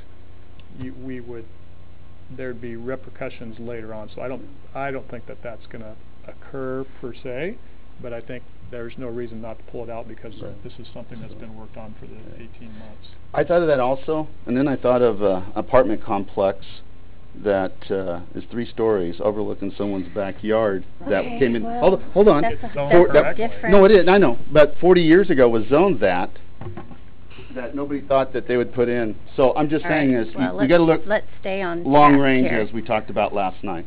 Okay. Any further discussion on this one, Michael? Well, I would say on that kind of issue too that we have because there's a big gap between the actual funds that we have available in our budget and the total cost of all the prospective projects that are part of this, that just for under financial constraints, we're going to have to consider things one at a time. Yep. And so we may not be able to afford to do the projects that Councilor Eisner or any of the other of us have an objection to in the future. And so I think that will almost take care of serve as a good motivator for prioritizing those things which will have community support and which will serve our system to the most effective means. And we do updates on these periodically, so a lot of this stuff will be revisited just in its natural course. You're right. It will be revisited, and it's going to take time. And just like Councilor Milch said, it's money that's going to be a big issue. But at least, it's a start. It's for us to move forward and to put something in place. And the citizens did put a lot of input into this, and very much involved, which we thank them for that. So any more discussion? Would someone like to make a motion? Go ahead. Yeah, I'd like to make a motion that we approve ordinance 1483, an ordinance amending the Gladstone, is this going to be the right one? The comp plan to include the updated transportation system plan, TSP, and to amend the Gladstone Municipal Code to implement the TSP. That will work. Yeah, it was 1481 is what you said, right? 1483 is what what's on here. Oh, I'm sorry. I'm ahead. I'm ahead one. Wait, I know. 1481 is the next one. My bad. 1483. Yes, that is correct, sir. Okay. I'll second that. Motion was made by Councilor McMahon, seconded by Councilor Neese. Any further discussion? I assume that we can make the slight changes that Matt recommended too about reference to arterials, and that we could modify it. Right. We have amendments, right, that are he brought forward one. Is there more amendment? Are there more amendments, Matt, so that we have those on the record, or is it just the one? Sorry. There are a few little minor text changes that probably aren't worth major discussions, just little commas and periods and things like that. Okay. But so I might How can that be rolled into the document then? Is it just rolled in as an amendment, David? I'm just asking for clarification. Yeah, that would just be something that would be... Or you could amend your motion to say yes, that we would work with staff to... As future amended. To correct and modify various aspects of the final plan. Appreciate it. Just want to be clear. Thank you. I'd like to amend my initial item to include what Matt said then. Okay. I'll second it. Do we have an amended second? Okay. Motion was amended made by Councilor McMahon and seconded by Councilor Neese. And so if you recall, under your charter, you have a two-reading requirement. So why don't we do the first reading now, and if it's unanimous, then you can go ahead and choose to do the second reading tonight. Okay. So any further discussion? All those in favor? Aye. Opposed? Nay. All right, so the second reading's going to be in the next, in December? I guess so. Is that right? Yes, we will do the second reading on December 12th. All right.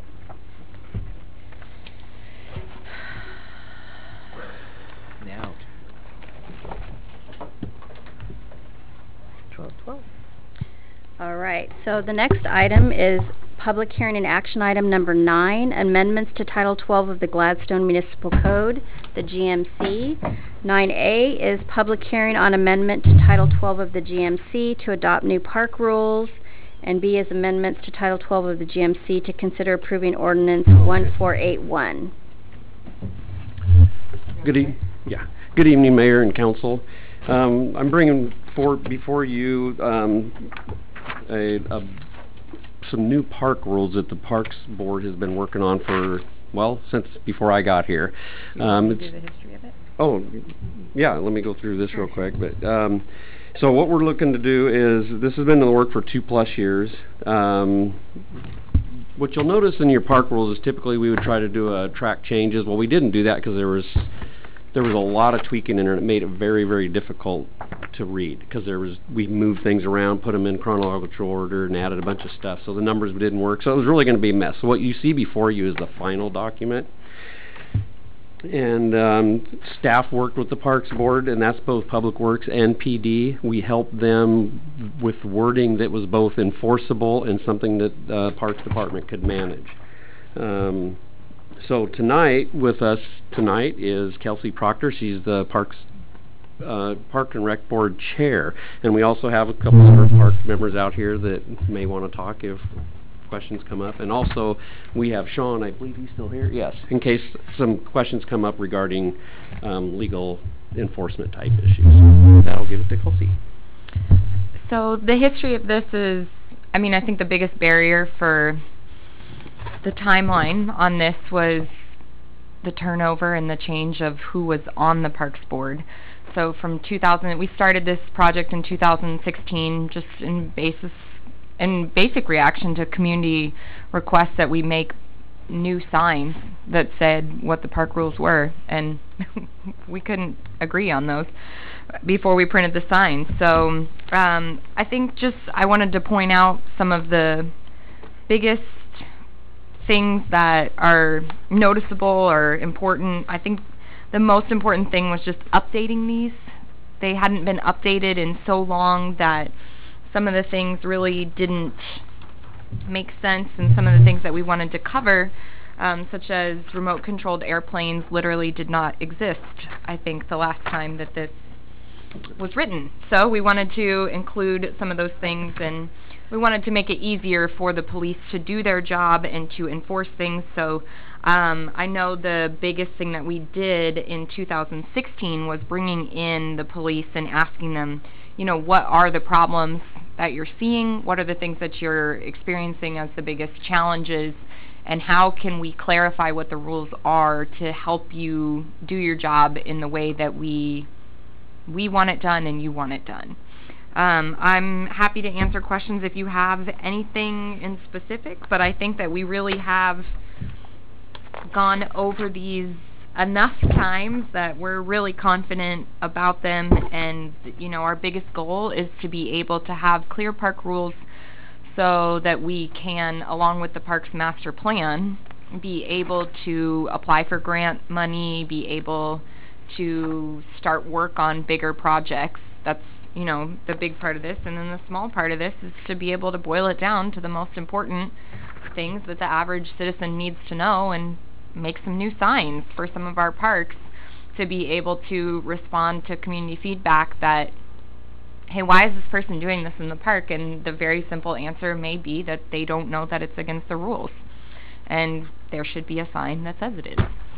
So, do you have questions for us? Questions? Remote-controlled airplanes, what are they flying right now down there? Are they electrically operated, do you know? They're only allowed to fly electrically That's operated what they fly ones, down there right now, is yes. the battery-operated ones? Yes. Okay. Any other questions? I just have a statement. I just think it's excellent what you've done and the work you've put into this, and kudos to the Parks and Rec Department. I have some questions. All right. Go for it. Thanks. There's a couple of things here that I see that I know that the intent is there. It's just that I think in the verbiage that there may be some things that pop up as problems. Advertising any goods, services, or ideologies. I'm not sure exactly what you guys are going for there, so could you give me a little bit more background and detail on that? I mean, I have a picture in my mind, but I just want to make sure that we're not doing something there where somebody feels like they may be stifled for free speech. Sure, no problem. Can you tell me the... Sorry, it's 1212-091, concessions and solicitations. Yeah. And it doesn't directly, although it does on the goods and services, it jumps to something else.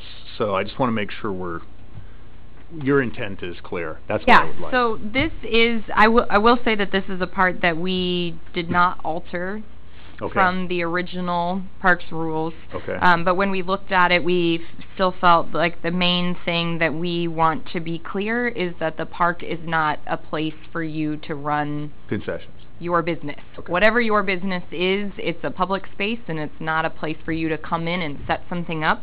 And the reason I believe that ideologies is in there is so that it cannot become an umbrella of like, well, I'm not selling anything, I'm just here to promote this idea. Okay. And it's like, well, promoting your idea of your business is still advertising, and it's not here for that. I mean, I don't think that we are in any way trying to infringe upon anyone's freedom of speech, but the main goal is that it's without written permission from the city. If you have a good reason that you need to be there, if you have something, we're not gonna stop it or say yeah, maybe that an antiquated word actually for Yeah. today. I mean, frankly. Yeah, and I it think just the feels main like it's a little bit. I think I do agree that it's a big bucket word, and I think the biggest goal of it, as originally written, was to make sure that if anybody, that's the main situation that I view it as, where somebody says, I'm not selling anything, I'm just promoting an idea. It's like, well, yeah, you're still advertising. That's still not what we're going So for. just to be clear on that too, though, I mean, I think Councilor Tracy does raise a good question, and certainly, and I didn't interpret what the example I'm going to give right now is falling into this, but I want to be sure we're clear on it. So someone can come to the park with a sign saying, I love Jesus, I hate Jesus, I love Donald Trump, I hate Donald Trump, and that is absolutely protected speech. You know, we or a can't, T-shirt. That's or what a I'm T-shirt, thinking. right? Right. And we can't say no, you can't do that here. So I just want to be sure that that's not what that's where I'm landing, David. Thank you very much. Yeah, and there's nothing as written here that would the ideology part is, and I realize it's existing language. It may be easier for the reader and for somebody that would be, enforcing these to just say advertise any goods or services and take out ideologies, because it is a sort of muddy. From my mind, I think of ideology as being something like kind of classic political speech that we really would maybe not appreciate in the park, but history tells us that that's something that can go on there. Is there a better word that gets the point across? Concept. It reads cleaner just removing it, though. I do think it's antiquated, and I do know in this entire process that we did not focus on that. So I think if you want to just take out the word ideologies and keep advertise any goods or services, that is fine. I think it's a little cleaner. Yeah. I don't think it makes any real difference in what we're trying to. I mean, the big thing with the category is solicitations, that we don't want somebody who, and I do think that that's originally why it's there. I mean, if you want to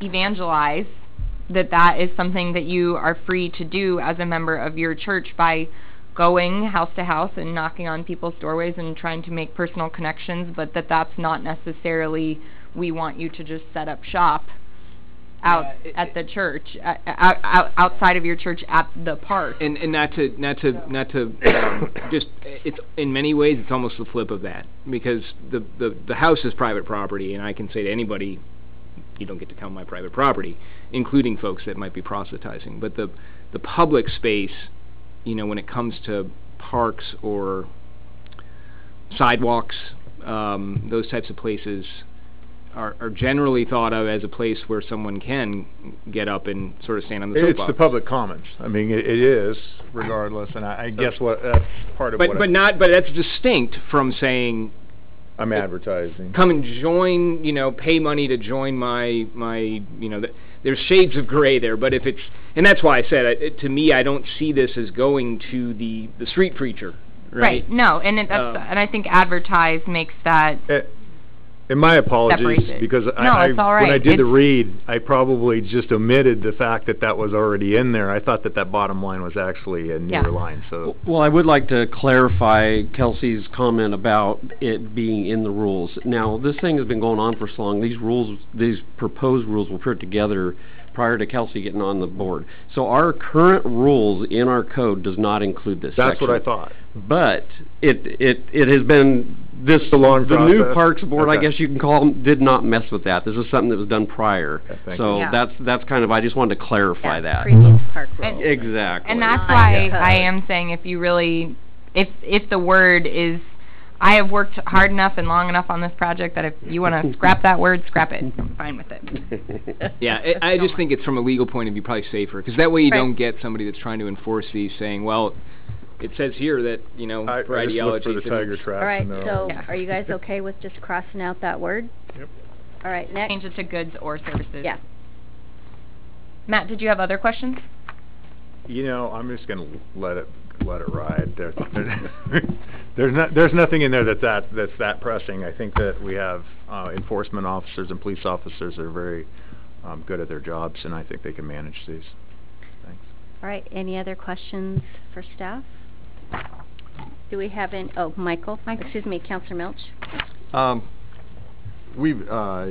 You have a section here about hours and talking about, you know, parks closing at certain hours of the day, which would preclude anybody from doing any overnight camping in any of our parks. Correct. There are children sometimes who grow up in an urban environment who never have the experience of being able to do camps, and some cities or schools or other groups find it advantageous to provide that opportunity to them, and of course anything like that would have to be done with the permission of the city. But do we open a door to the kind of camping problems that we see publicized a lot that go on, say, in the city of Portland area, with by making provision for any kind of camping in our parks? Was that ever discussed, or? Yes, at length. I think that's the very short answer to that is it's a big fat yes if you open the door any. I think that if we met extensively with the police, and that was one of our number one issues from the police, was that there are people overnight camping or attempting to overnight camp. There are places where people would have RVs for months at a time, where they would want to just essentially set up shop, and it was very difficult because of the way that the hours were written, and we discussed the hours at length, where the question was, and we even extended it, that the park trails that parallel a public street or road, such as those in Ames Park and the upper area of Cross Park, are excluded, you know, because we still want people who, that's where they live, you know, they want to be able to park there, and we want to be very careful to not be including those areas. But when we're talking about like something like Meldrum Bar, we're having issues with people driving in, you know, and staying there, and so I think that I don't view any part of this as in opposition to any child friendly program, with the understanding that that would be something that would have to have prior approval anyway. Okay. And just to go into what the current rules are versus what the new rules are being proposed, is before it was done by time of day. For example, the city parks near the rivers had a time of 10 p.m. to 3 p.m. that they were closed. And then parks... It's 3 a.m. 3 a.m., excuse me. And the non-river city parks closed from 10 p.m. to 7 a.m. So there was some confusion there. You got hours here, you got hours there, and you know, the sun sets at almost 5 o'clock at the worst time, and now you've got 5 hours of dark out there. So then it was... In the winter, it was a huge problem where, you know, in the dead of winter, we have a sun that sets at nearly 4 o'clock, and then a park that's open till 10 p.m., and then a police officer that has to go in and ask someone in an RV, why are you here at 9 p.m., and then them say, well, the park's still open. And how many times is that police officer going to be expected to circle back and double back to that same person and make sure that they do, in fact, leave at 10 p.m. and that they, you know, it created a lot of extra work for our officers where it should be closed, you know, and we went through over and over with the fishermen that are going to come in and the river city parks that they do need to be opening earlier. People are going down there to do, you know, get their boat set up and everything, that we finally did, you know, agree that 1 hour before sunrise is enough time to be able to help them enforce, are you just parked here for overnight? Yeah. Okay. Any other questions? All right, thank you very much. Would someone like to make a motion to close the public hearing? Oh, actually, do we have any public testimony? Yes, we have one. Okay. Bill Osborne.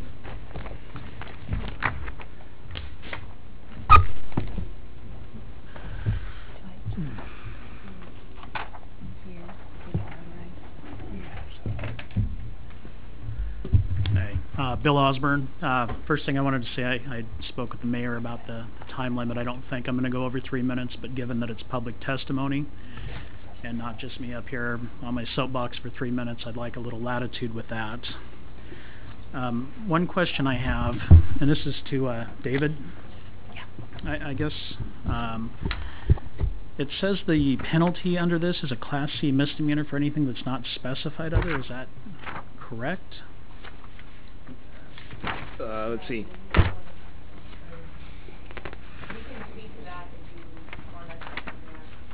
Yeah, whoever can answer that. That's a lot of it surrounded in the penalty part I have questions about. Yeah, I mean, that would be the penalty for anything that isn't otherwise specified, right? Okay. And I guess that's what brings me to one of my main problems. There's a few things, and I don't want to take from the people that spent time on this. This is, you know, a lot of people spent time putting this together. For the most part, it's together good. The problem is, that I see, is essentially if, let's see, in here, if my dog, for instance, chases a squirrel, I have, let's see, yeah, if my dog chases a squirrel, barks too much, if I forget to pick up a mess behind it, I'm facing 30 days in jail and up to a $1,250 fine, and or both. However, if I go kill an animal there, I'm facing the $720 fine. I can't have more than a 6-foot leash on my dog, but I can't bring my dog inside any of the park buildings, such as the restroom. But I also can't tie my dog out. Those are all issues, which bring me to the conclusion, I guess, if I'm down there with my dog and I have to use the bathroom, my safest legal thing is to relieve myself out in the park, which I'm sure that nobody wants to see. I don't want to do, and isn't what's the meaning behind this is. The other thing is as a member of the Gladstone Garden Association, well, this is going to be a couple things on here. One, it talks about not being able to pick, cut, mutilate, or remove any flowers, shrubs, or foliage. Well, I plant a garden and grow it, so I'm assuming there's going to be an exclusion. I just would like to see it clearly addressed so that, again, I'm not facing 30 days in jail for picking my tomatoes and or a $1,250 fine.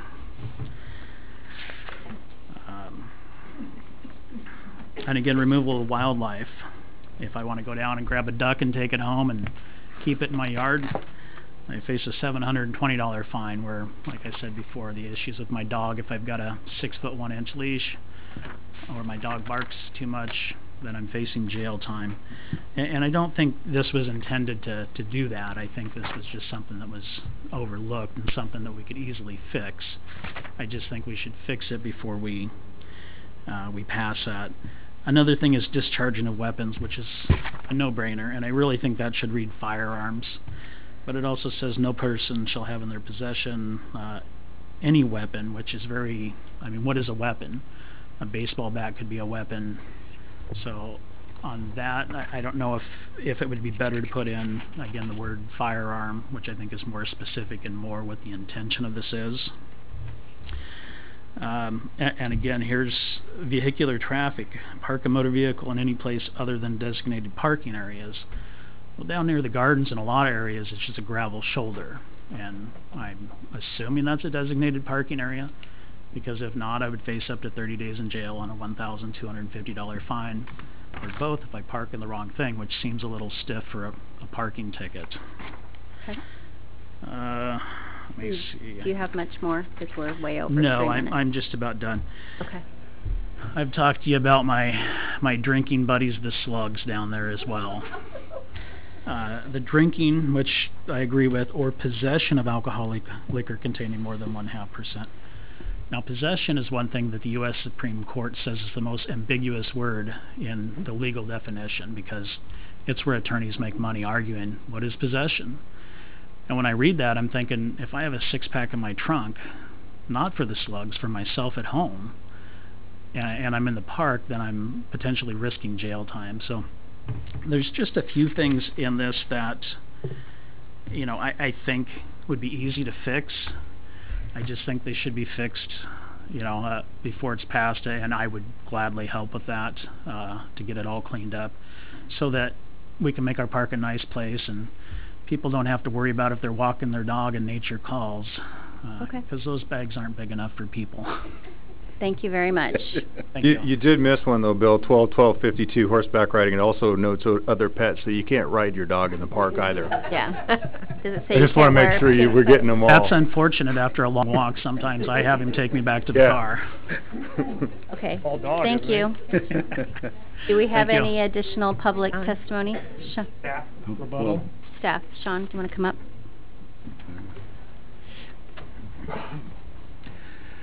So with regards to the recent comments on the penalties, whether they're misdemeanor or infraction penalties as spelled out in this section of code, what you see before you in this proposal are not new proposals.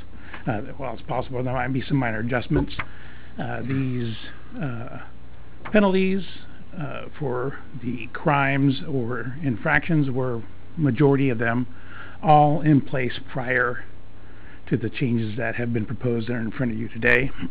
So I understand the concern, but if it's not broke, why fix it? These are in place to give law enforcement extra tools to take enforcement actions for people who are not cooperative. The misdemeanor crimes for a majority of the park rules have been in place, I believe, since like '98. We have not had any circumstances. For example, we have a lot of boat traffic down at Meldrum Bar Park, and I most certainly can assure you that a majority of those people going out on a nice hot sunny day for the passengers probably have some beers in their boat. Nobody has ever been arrested or received a citation for possession of that beer. Not for slugs either. Not for the slugs either. For So having beer for the slugs. it's easy to paint a picture of the absolute worst case scenario possibility, where there's a failure at the code enforcement level, a failure at the patrol officer level, a failure at the sergeant level, the lieutenant level, the chief level, a failure at the court level, and it requires all of those things to fail for those possible worst case scenarios to happen. Hasn't happened since 1998, when I believe that the first crimes or the first park rules that were set out as crimes were implemented. Can I add to that? And I'm done. The other comment that I wanted to add to this is in regards to these things. I think two issues are really important to bring up. One, to be actually cited for any of these things, the length of time that you're going to be needing to do it for some citizen to notice, be frustrated, annoyed, call a cop, get a cop there, and you to be ticketed for it is far longer than it takes any man I've ever met to go to the bathroom. I also think that the most important thing for these issues are to have the ability, if needed, for the police officers, which was what we talked about when meeting with the police officers, in severe infractions. Sometimes people do damage and they do not understand what they are doing. We had a very unfortunate case this year of a middle schooler who damaged several trees in a way that he thought was funny graffiti that was going to kill the plant. A single tree, for us to have to cut it down and to take it out, have the stump removal, and make sure it's not a public safety hazard, in some situations can be hundreds, or in a specific instance, $1,000. For removal of wildlife, or to mutilate or take down trees, we really want that leverage in there, if necessary, to be able to really address what could be a serious violation. I think it's most important to acknowledge that it's up to. It's not a guarantee that that's going to be the fine for every person in every instance. It gives the rest of the justice system a chance to make an appropriate punishment in extreme cases where other people may be injured or harmed in ways far past what they necessarily understand. Okay. I mean, that was the goal, if we had one. Okay, thank you. So no more public testimony? All right, would someone like to make a motion? And I'm not sure this is a question, I guess, to Mr. Boyle, but I don't know that he would be able to enforce some of these things here because these are becoming crimes, and technically a citation constitutes an arrest. That is correct. Okay. There are infractions and crimes in the Parks Code, and that's why I specified code enforcement or patrol. Okay, thank you. I move that we close the public hearing. Do I have a second? I'll second it. Motion was made to close the public hearing by Councilor Reisner and seconded by Councilor Neese. Any further discussion? All those in favor? Aye. Opposed? Public hearing closed. So now we move on to 9B, amendments to Title 12 of GMC. Consider approving ordinance number 1481, an ordinance amending Title 12 of the Gladstone Municipal Code, adopting new park rules. Discussion? All right, would someone like to make a motion then? I make a motion to approve ordinance 1481, amending the Title 12, Chapter 12.12 of the Gladstone Municipal Code, revising park regulations as amended. I'll second that. Motion was made by Councilor Reisner, seconded by Councilor McMahon. Do we have any discussion? All right, all those in favor? Aye. Opposed? Passed. So, second reading? Yeah, if you want to do the second reading, you can. Okay, Jackie gets to do the second readings. Ordinance number 1481, City of Gladstone, and ordinance amending Title 12, Chapter 12.12 of the Gladstone Municipal Code, revising park regulations. All right. So it would be a motion to approve the second reading. I move that we approve the second reading. I'll second that. Motion was made by Councilor Reisner to approve the second reading, seconded by Councilor McMahon. Any further discussion? Or, excuse me, all those in favor? Roll Do we need a vote roll call on for a two? second reading. Okay, Yeah. Tammy, could you take roll call? Councilor Milch? Yes. Councilor Neese? Yes. Councilor Tracy? Aye. Councilor Reisner? Yes. Councilor McMahon? Yes. Councilor Mercero? Aye. Mayor Stemple? Yes. Motion was passed. All right. Next item, and I want to remind everybody that we're only on item number 10, and it's 8:30. So, just so you know, I just want you to be aware of the time. Next item is public hearing and action item number 10, amendments to Title 8 of the Gladstone Municipal Code, the GMC. Item C is public hearing on amendments to Title 8 of the GMC, membrane structures. To hear and consider written or oral testimony on the proposed amendments to Chapter 8.04 of the GMC, specifically adding new Section 8.04.147, membrane structures, and D, consider approving Ordinance 1482 on the membrane structures. So, staff? Mayor Stemple, Council, Ms. Betts, citizens, good to be here again. We're presenting yet another one in a series of 7 in our roadshow of new ordinances. And as I said last time, these are a result of last year's... What's that?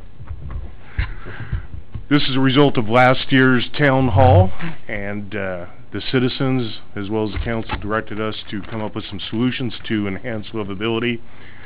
These are some of the things that we proposed. Membrane structures was one of the things that called out to us, that citizens made clear that they want to see addressed. The citizens dictate what the livability standards are, as I said last month. The council enacts the rules and the laws, and we enforce them. So those are our roles, and that's what we're willing to do, is to partner with the council and the community to help set the livability standard. And that's the history of it. So is there anything that you wanted to go over?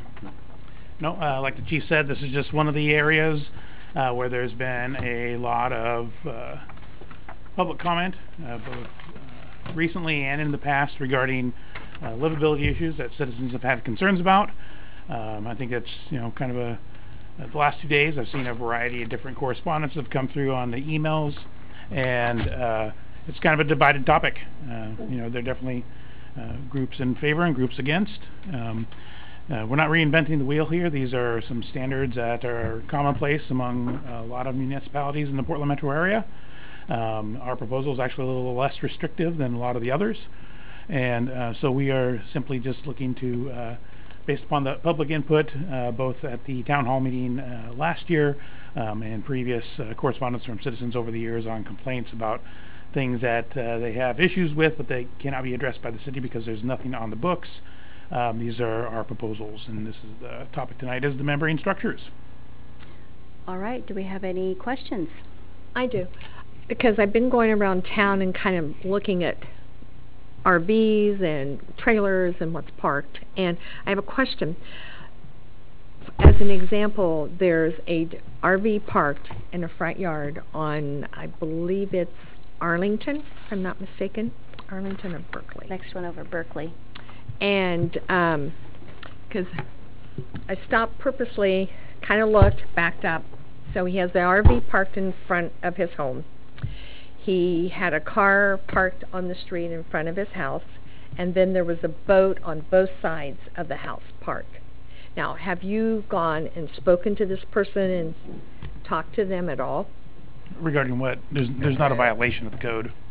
So he can park his RV in front of his home on the very front part of the yard, the lawn. That is correct. Under the current code, that is correct. Okay. We have one of our top subjects that is coming up in a subsequent And he even had to cover a tarp over it too, as well. Yeah. No. And that may be coming. That's currently that's a preview to come. And that might be an extreme, but I was just kind of with there. A couple of those. We have proposed language for that as well, but that's I think January, I believe. Okay. Any other questions? What's the punishment for violating this proposed ordinance? It could be the A infraction, $720 fine, but that's open for discussion. There's no hard, we can make it a B violation, a C violation, whatever the community wants it to be. But like with all of code enforcement, the general practice is going to be that complaints received, we issue a notice, say you're in violation of the code, time frame to get into compliance. If you refuse to get into compliance, then you could receive the citation, which would give you a court date, and then if you get it corrected before your court date, it's a $25 fix-it ticket fee. If you don't, you can request a trial, and then you go appear before the judge, and one way or the other will ultimately be resolved. The reason I ask is that information wasn't presented in the packet as to what the penalties would be. So that's why I was asking. Defaulting to the chapter, which is $720. Okay. Yeah, they were all standard. Yeah, the whole chapter. At the end of that chapter, right, it says everything in this chapter is Class A infraction. 8.04.200 is where that information is, if you know where to look.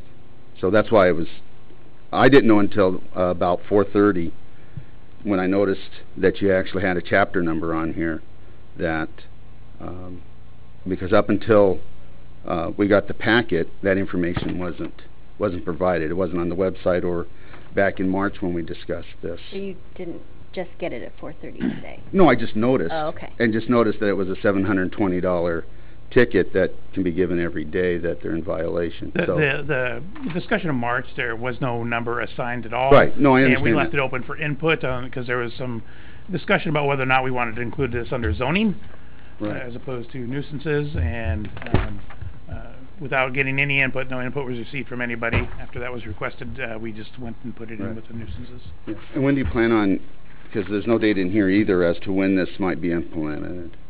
So with all of our proposals, they generally can be implemented 30 days after, but we are rolling here with we will have a 90-day education period to get the word out, let people know, hey, you're in violation, where they won't even get a warning notice. It's going to be 90 days, or they won't get our standard code violation notice, where they will get a generic notice, hey, your structure is in violation, and the ordinance has been passed and will take effective on this date, and then that's when they would kick into the official process that I spoke to earlier.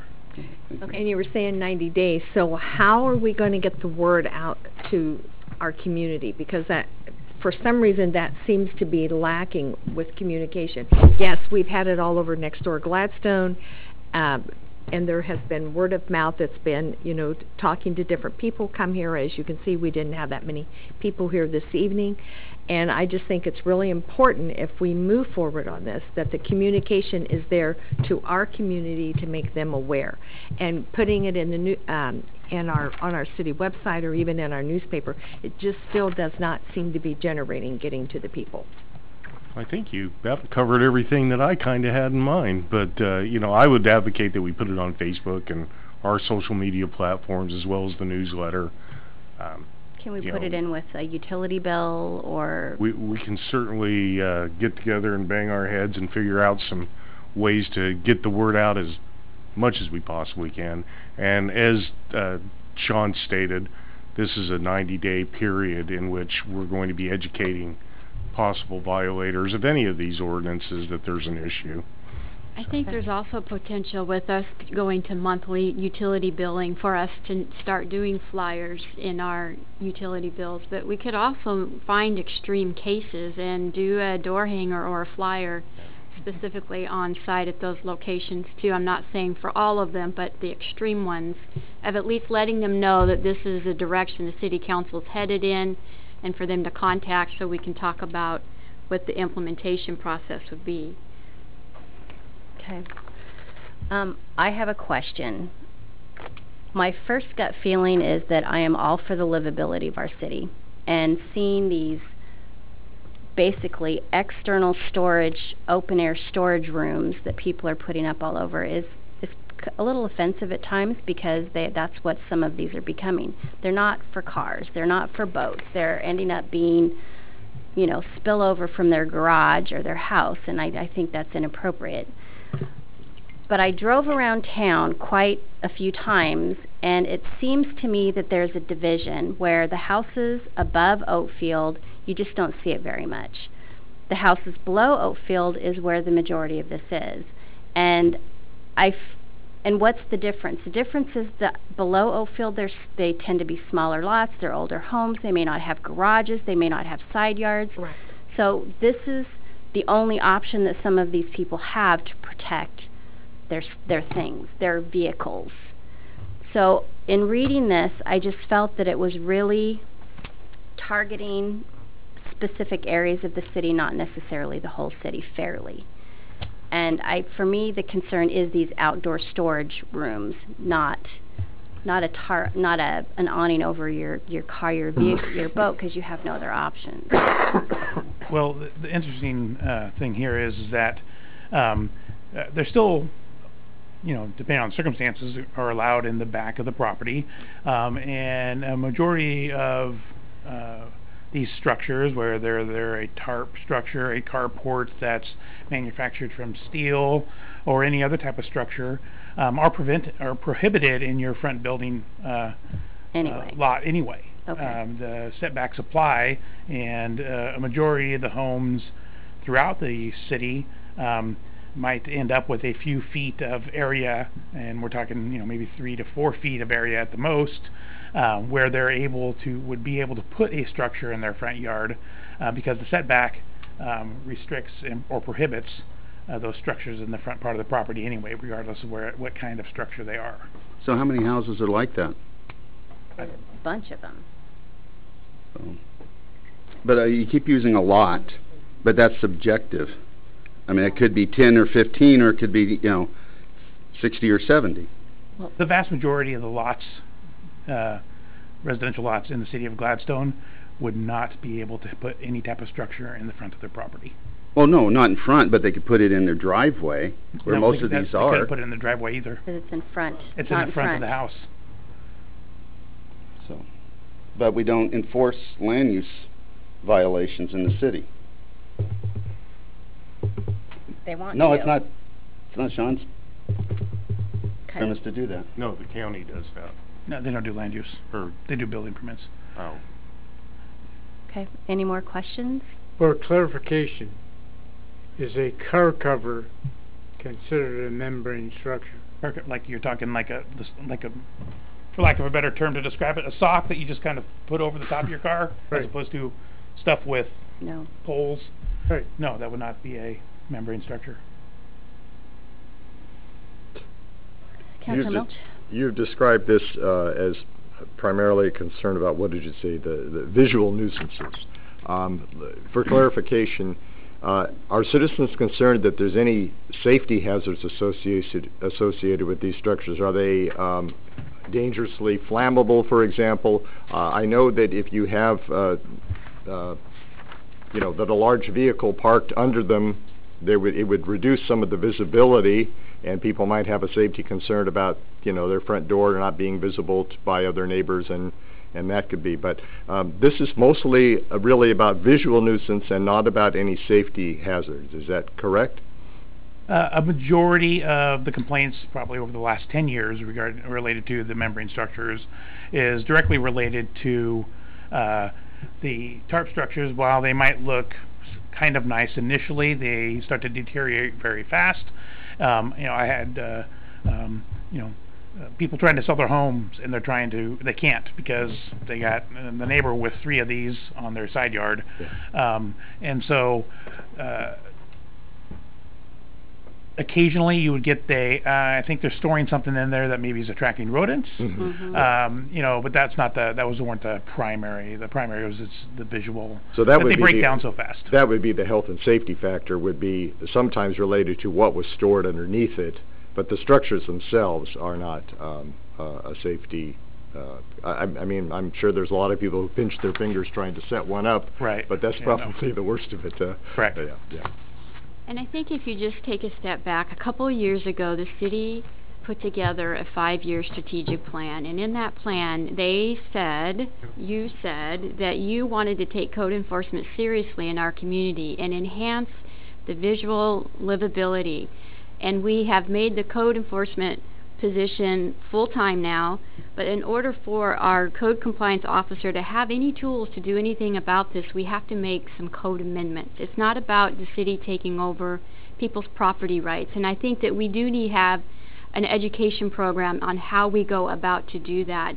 But to not do anything, a lot of property owners may not even know that they can't have those things, and we have to start educating them to that. And so this is what was brought forth to you. This is not us versus the community. We're saying here are some options that we can do to enhance our code to try to improve the visual livability in our community. Well, two things on that. One is, I think what the catalyst of the city council at the time was pushing that forward, they're no longer here.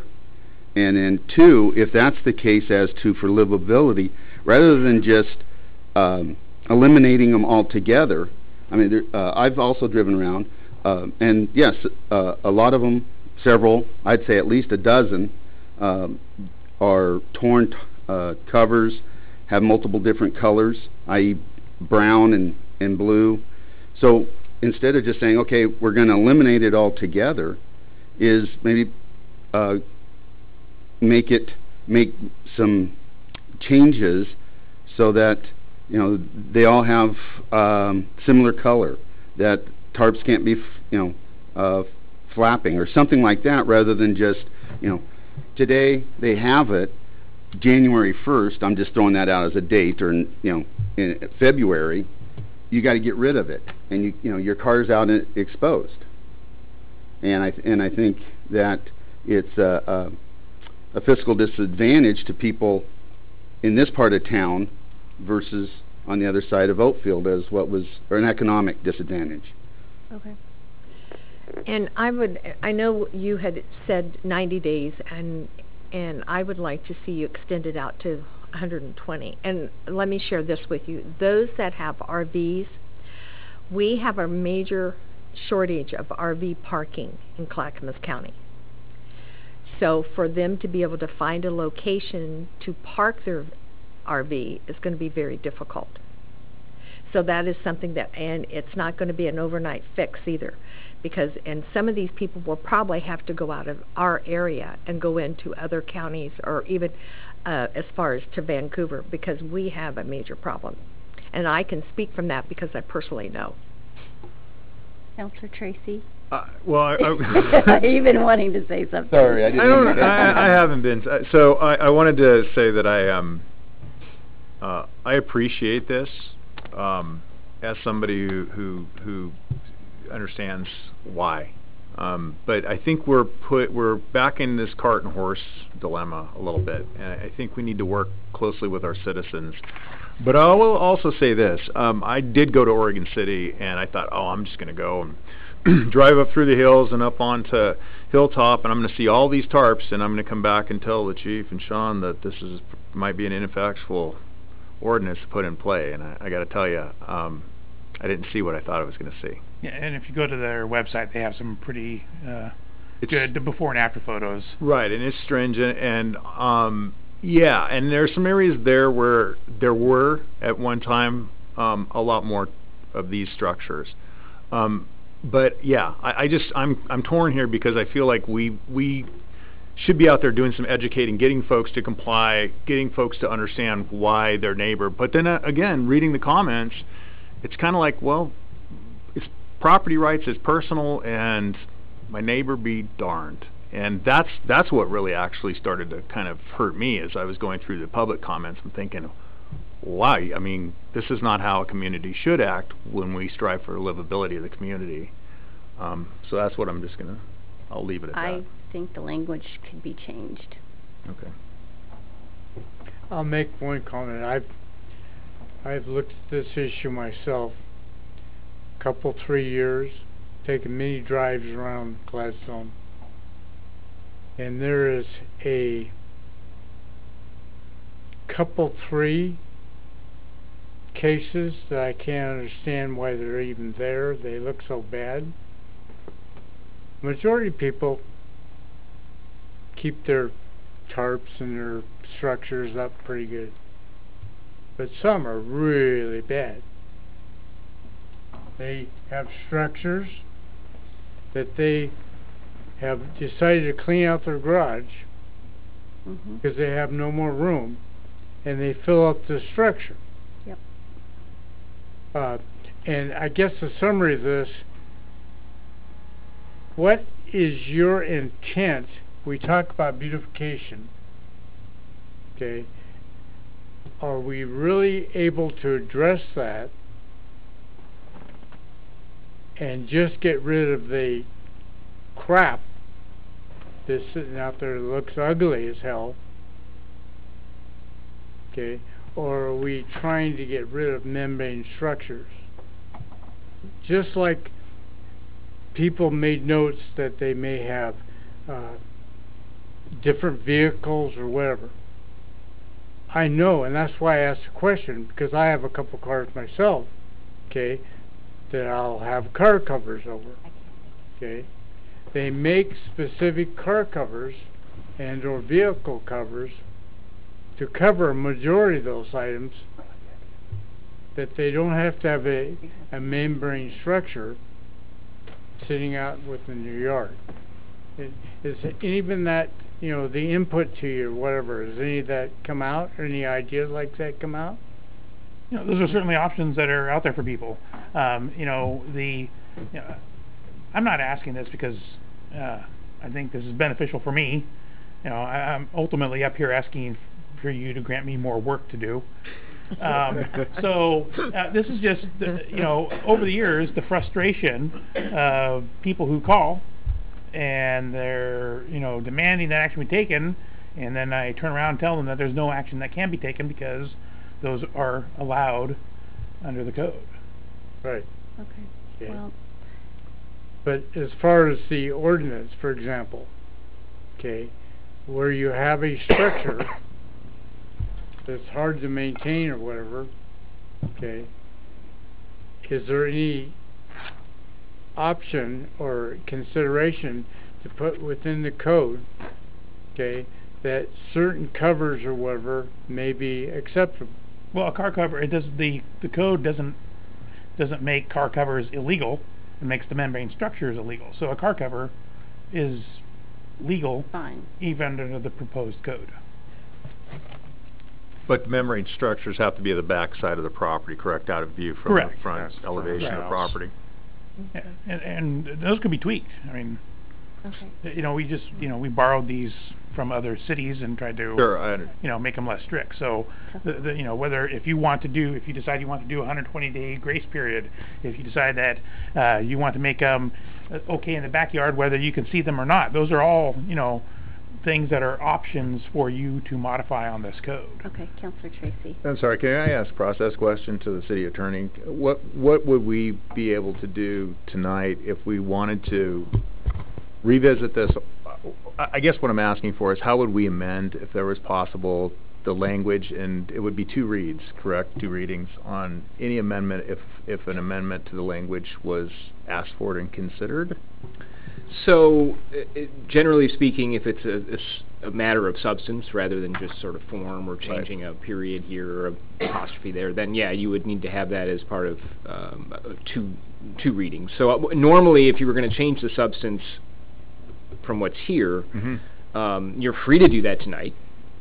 Come up with that and then see if that passes muster. I don't know if we have no, I'm just saying. You're I agree. And then maybe the better approach would be to give staff some direction about what those amendments might look like, and then they could come back at a future council date. Because I feel like this is a community conversation. This specific one, it doesn't necessarily mean that each of these revisions that we're talking about, these newer ordinances, necessarily fall into this category. But this one seems to be one that I feel like we, along with staff, I mean, not from the decision maker standpoint, but at least from the public information standpoint, should have a robust conversation in the community about what this means, why it means what it is, and what it really does on the livability scale. And then also visit really the concerns, because to both the mayor and I believe Councilor Neese's point, we're talking about different demographics potentially. And there are folks who said, I just can't afford to be able to house my vehicles or my possessions, and this is the only way I can. I think this is a bigger discussion than the dais and this meeting.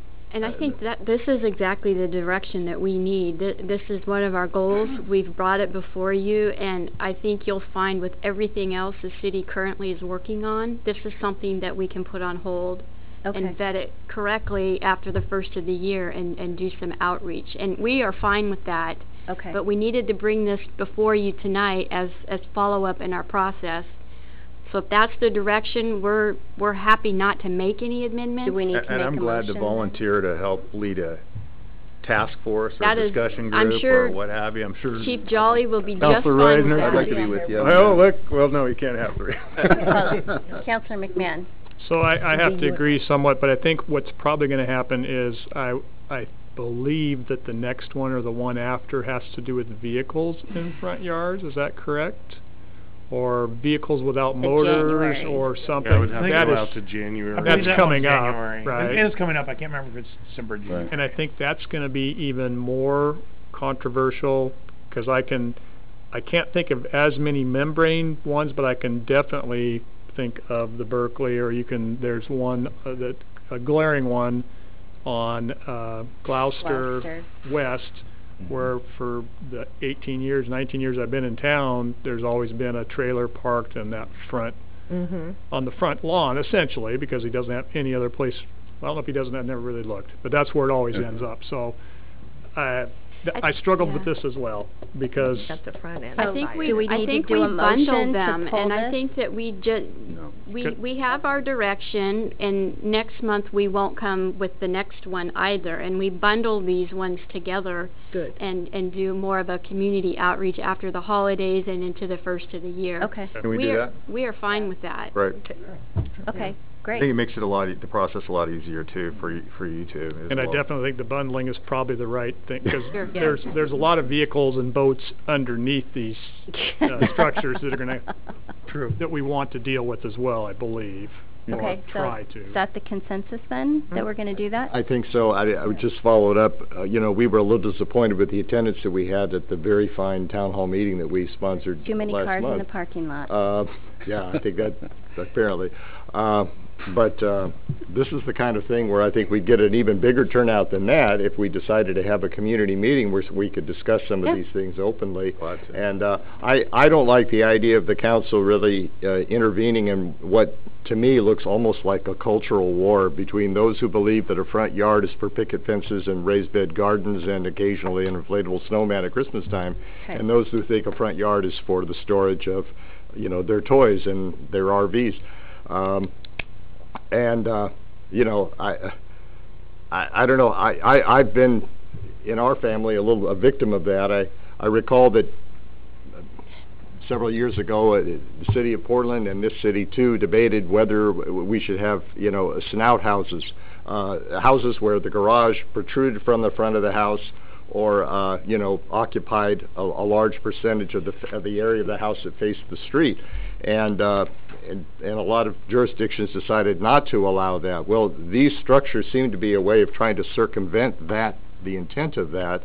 But I also suspect that they're more focused on what's underneath it than the structure itself. So I would be happy for us to do what's been suggested.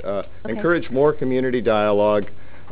Make sure that it's not an attempt to be elitist or violating anybody's rights, but do something to encourage respect for one another in how we use our property and how we store it. Okay, well, I think you have a direction then. Sure.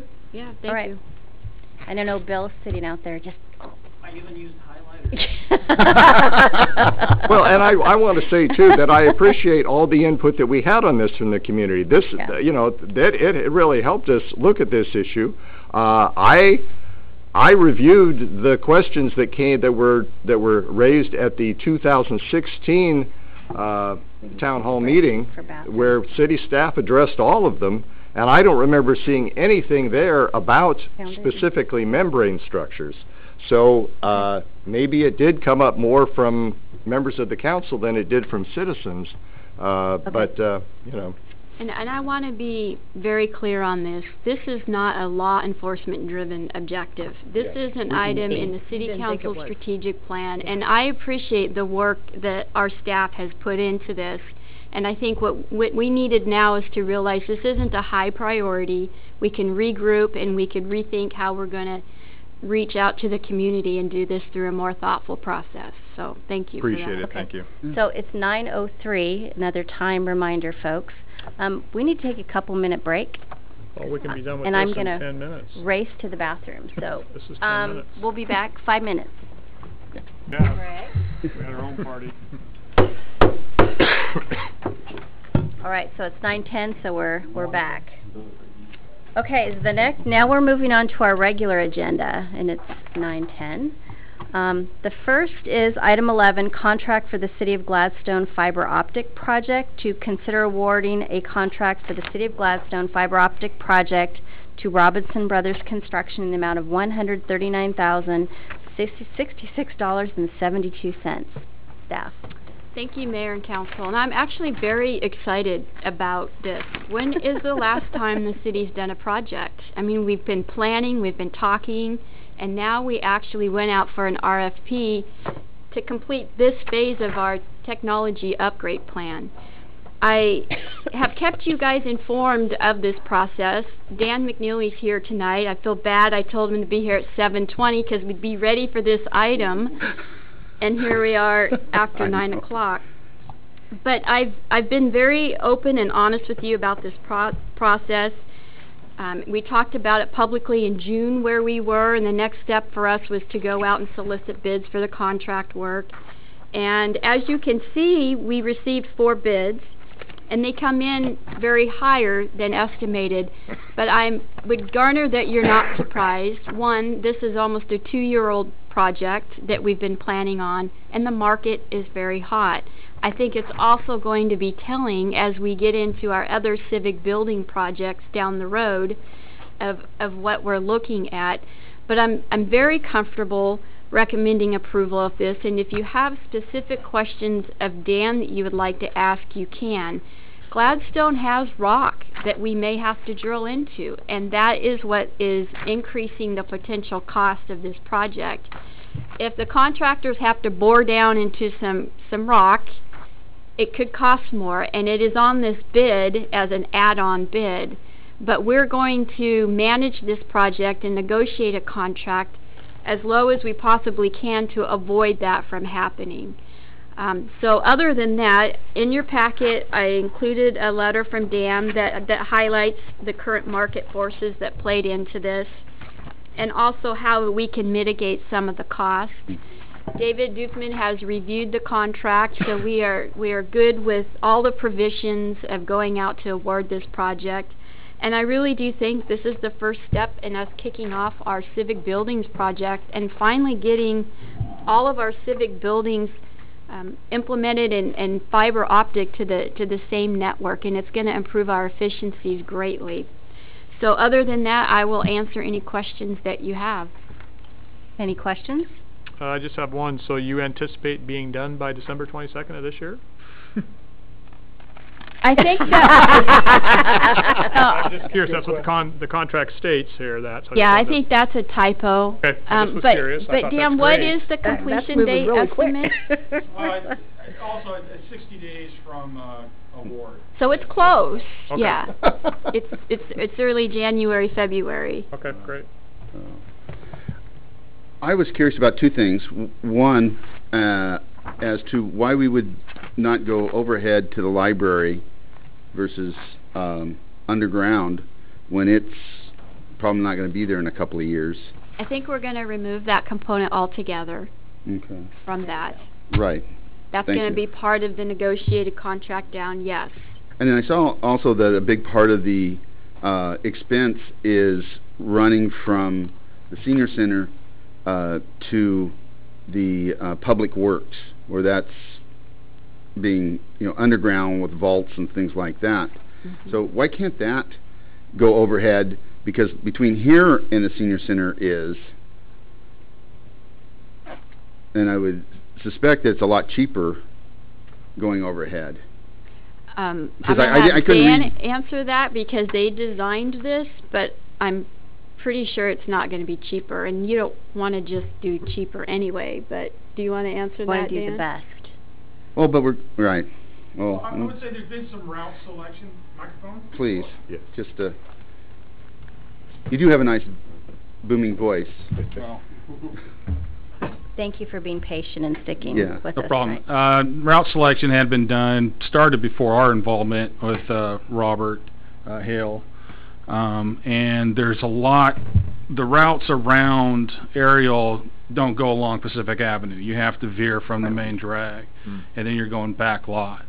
And then on the one side, you've got poles that were probably too small, result in a lot of make-ready costs and coordination with the pole owners, which I think some of them are PG and some of them look like phone poles. And then also, it also tucks your network in a back lot situation where can't access it. It's not an ideal place to be running behind properties for your network anyway. Right. So it was kind of a combination of just cost and what's ideal, the ideal place to be. No, I appreciate that because we have a lot of sewer and water lines that are doing that up on the hill. So thank you. No, yeah, that's a good question because you're right. Typically, aerial is significantly cheaper. That's why you do it when you can. But can I ask one quick question? Is it subterranean though? Is it more robust? It's safer. It's absolutely safer. It's safe from just about anything that's going to hit it. You know, and then yeah, you don't have incident. You have trees. You don't have squirrels. Right. So you have which the causes additional tremendous cost, amount of but cost and downtime for repair, longevity, and everything else. And fiber's not cheap to repair. Right. Okay. And it, yeah, exactly. Thank you. So underground is better. Appreciate it. Thank you. Thanks for the question. I didn't think of that. Okay, any other questions? The value. Would somebody like to make a motion? And let me just make one quick comment, lawyer comment, to be sure, but I just want to be sure that we don't box ourselves in and we are able to do that negotiation, which is a good idea and perfectly legal.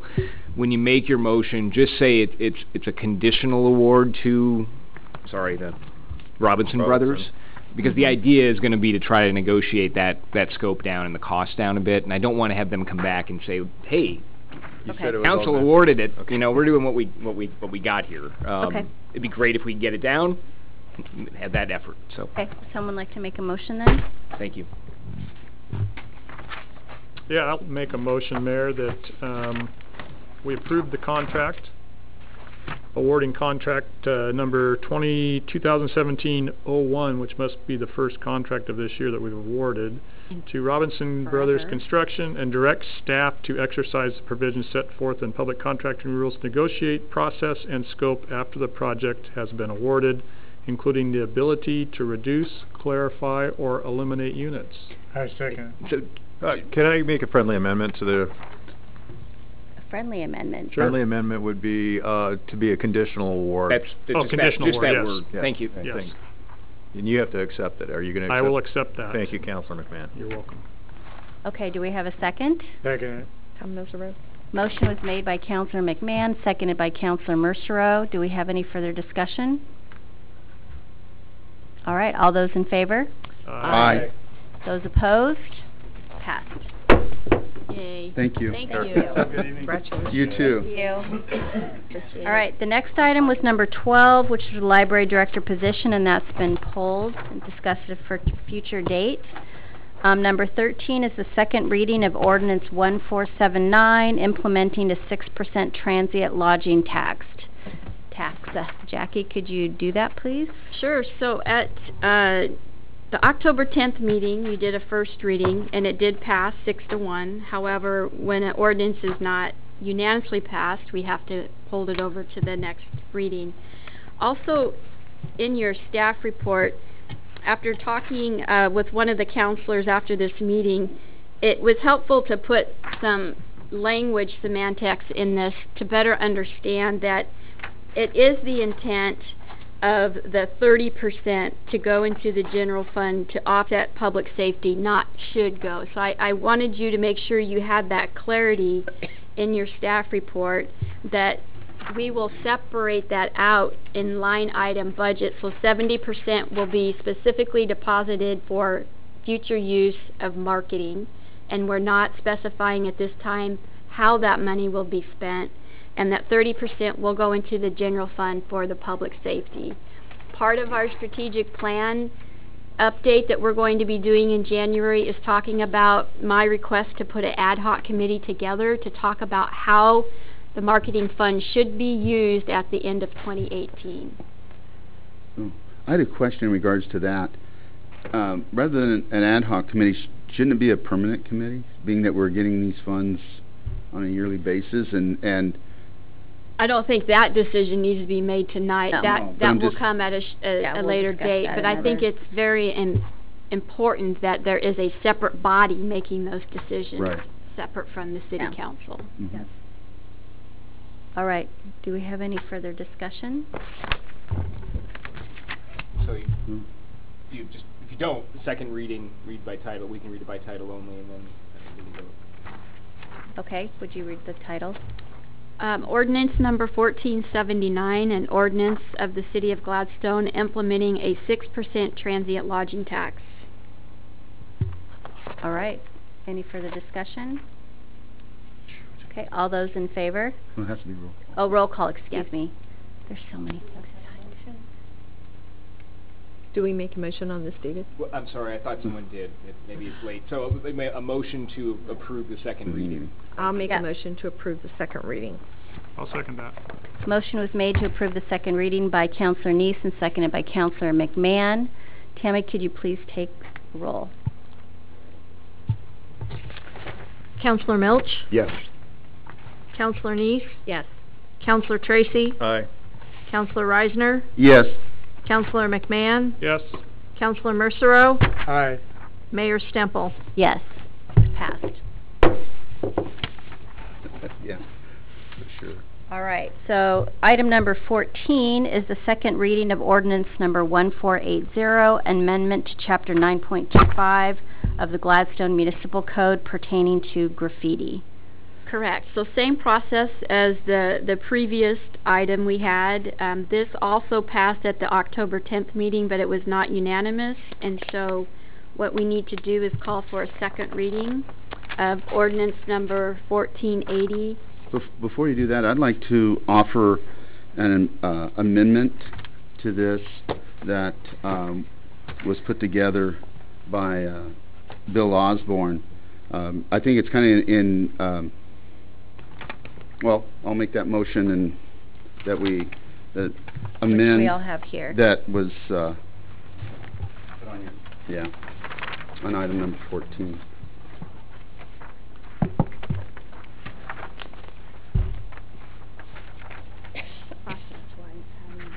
So that would be just does this take the place of what exists currently? I think that's what we say. Yeah, did I not? I hope. No, I'm just trying to make sure I understand the intent of the amendment. It would, the current language in section, right, so I propose that we amend section 1, chapter 925 of the Gladstone Municipal Code as offered this evening. But don't we have to start from square one again because it's changing it? Yes. Yeah. You'd have to, well, you can offer an amendment at this point. You'd have to read through the amendment in order to get it in, since it's between the first and the second reading. Okay. So that's the only caveat, is that you technically, with an ordinance like this, you don't have to begin the process again. It's not subject, like it's not a land use ordinance. Okay, we just have to but postpone the second reading. Or alternatively read word by word what is proposed to be added.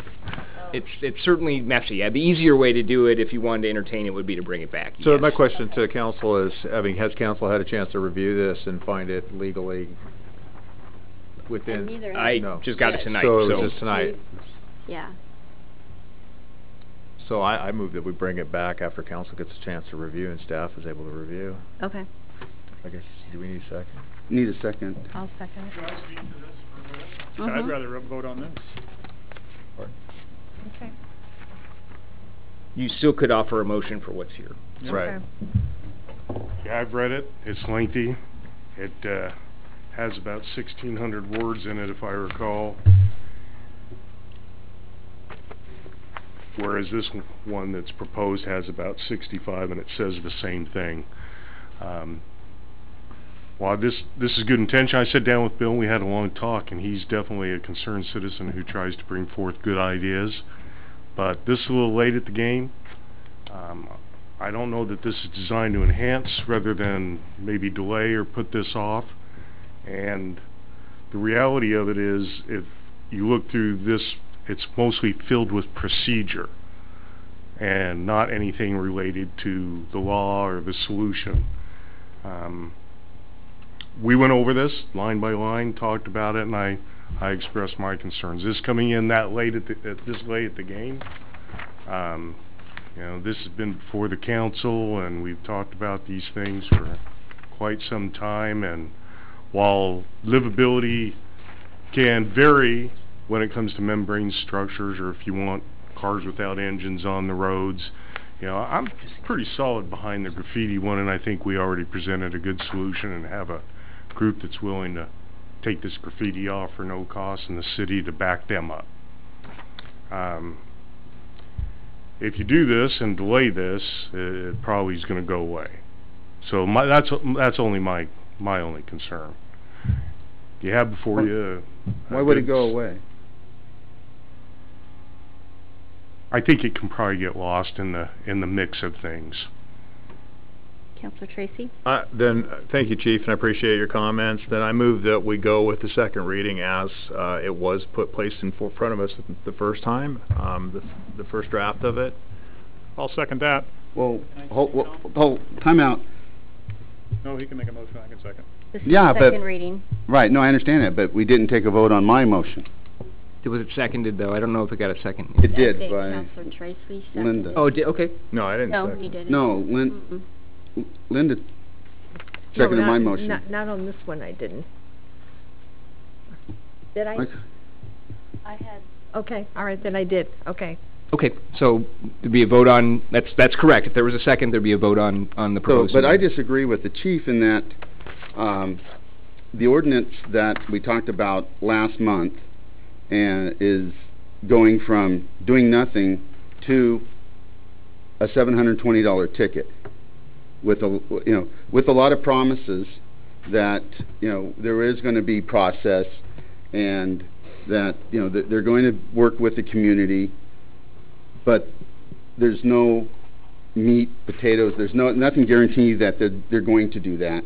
Whereas this proposal does set out procedures saying that this is what you're going to, you need to do. Yes.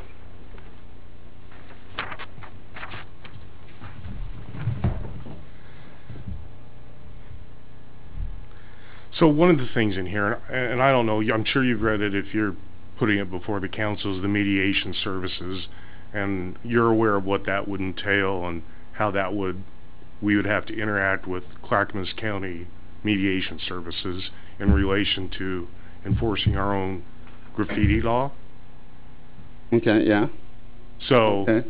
are you aware that having the mediation portion in there, I'm just using one example, Mm-hmm. it would necessitate that Gladstone employees go to a county mediation service to enforce our own law.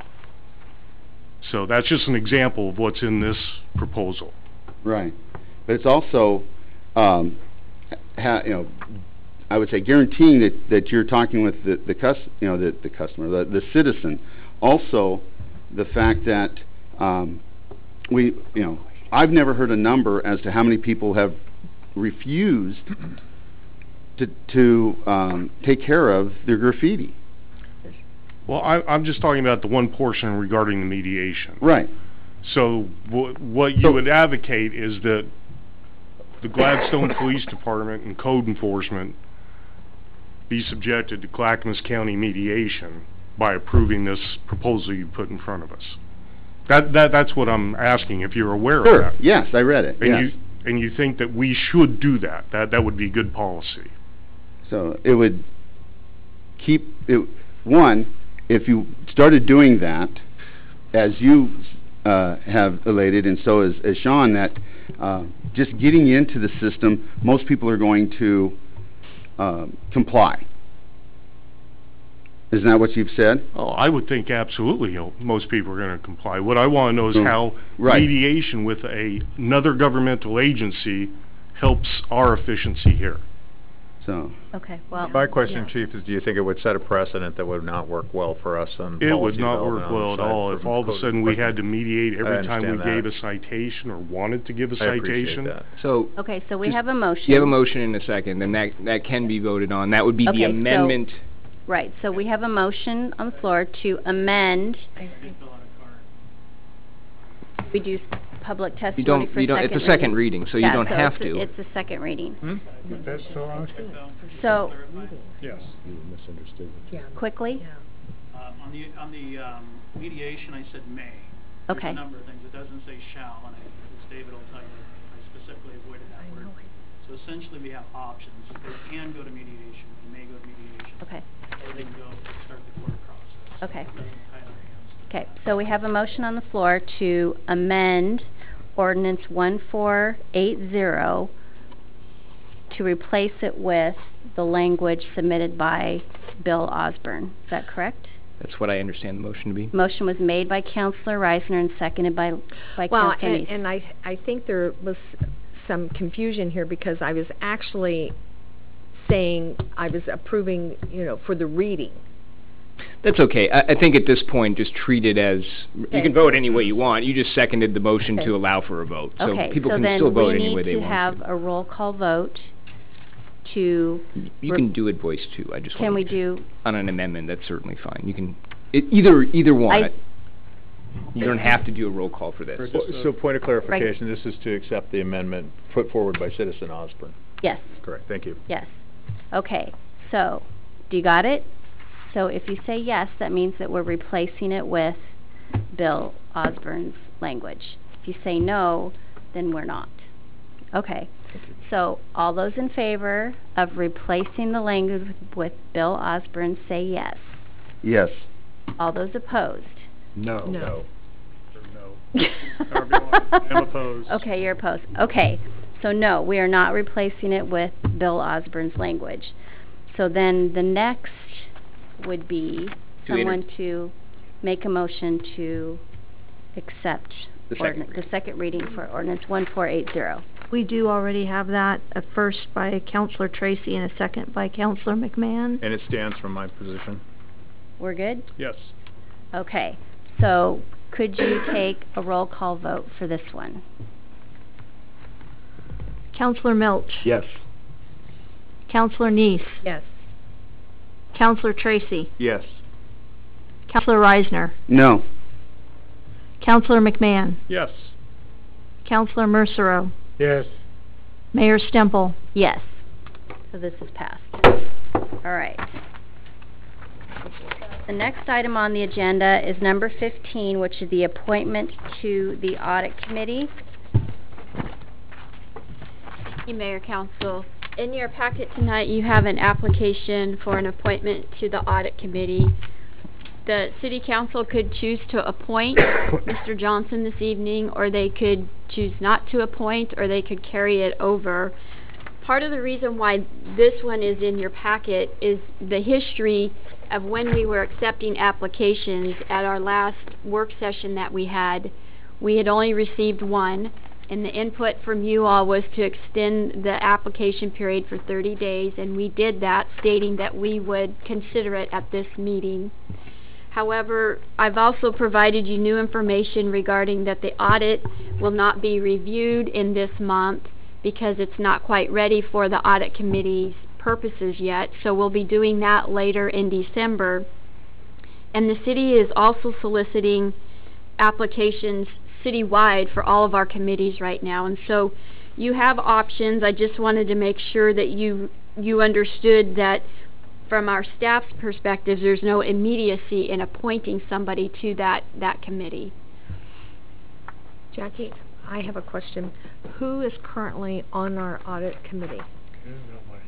We have to pull it up on our website real quick. I don't have that information. This was replacing Dennis McCarthy's Yeah, that's what position. triggered the solicitation.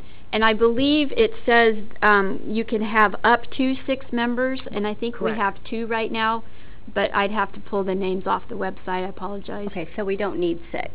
No. I mean, we can do. No, Okay. no, it's a range that you can have for that. Yeah. Okay.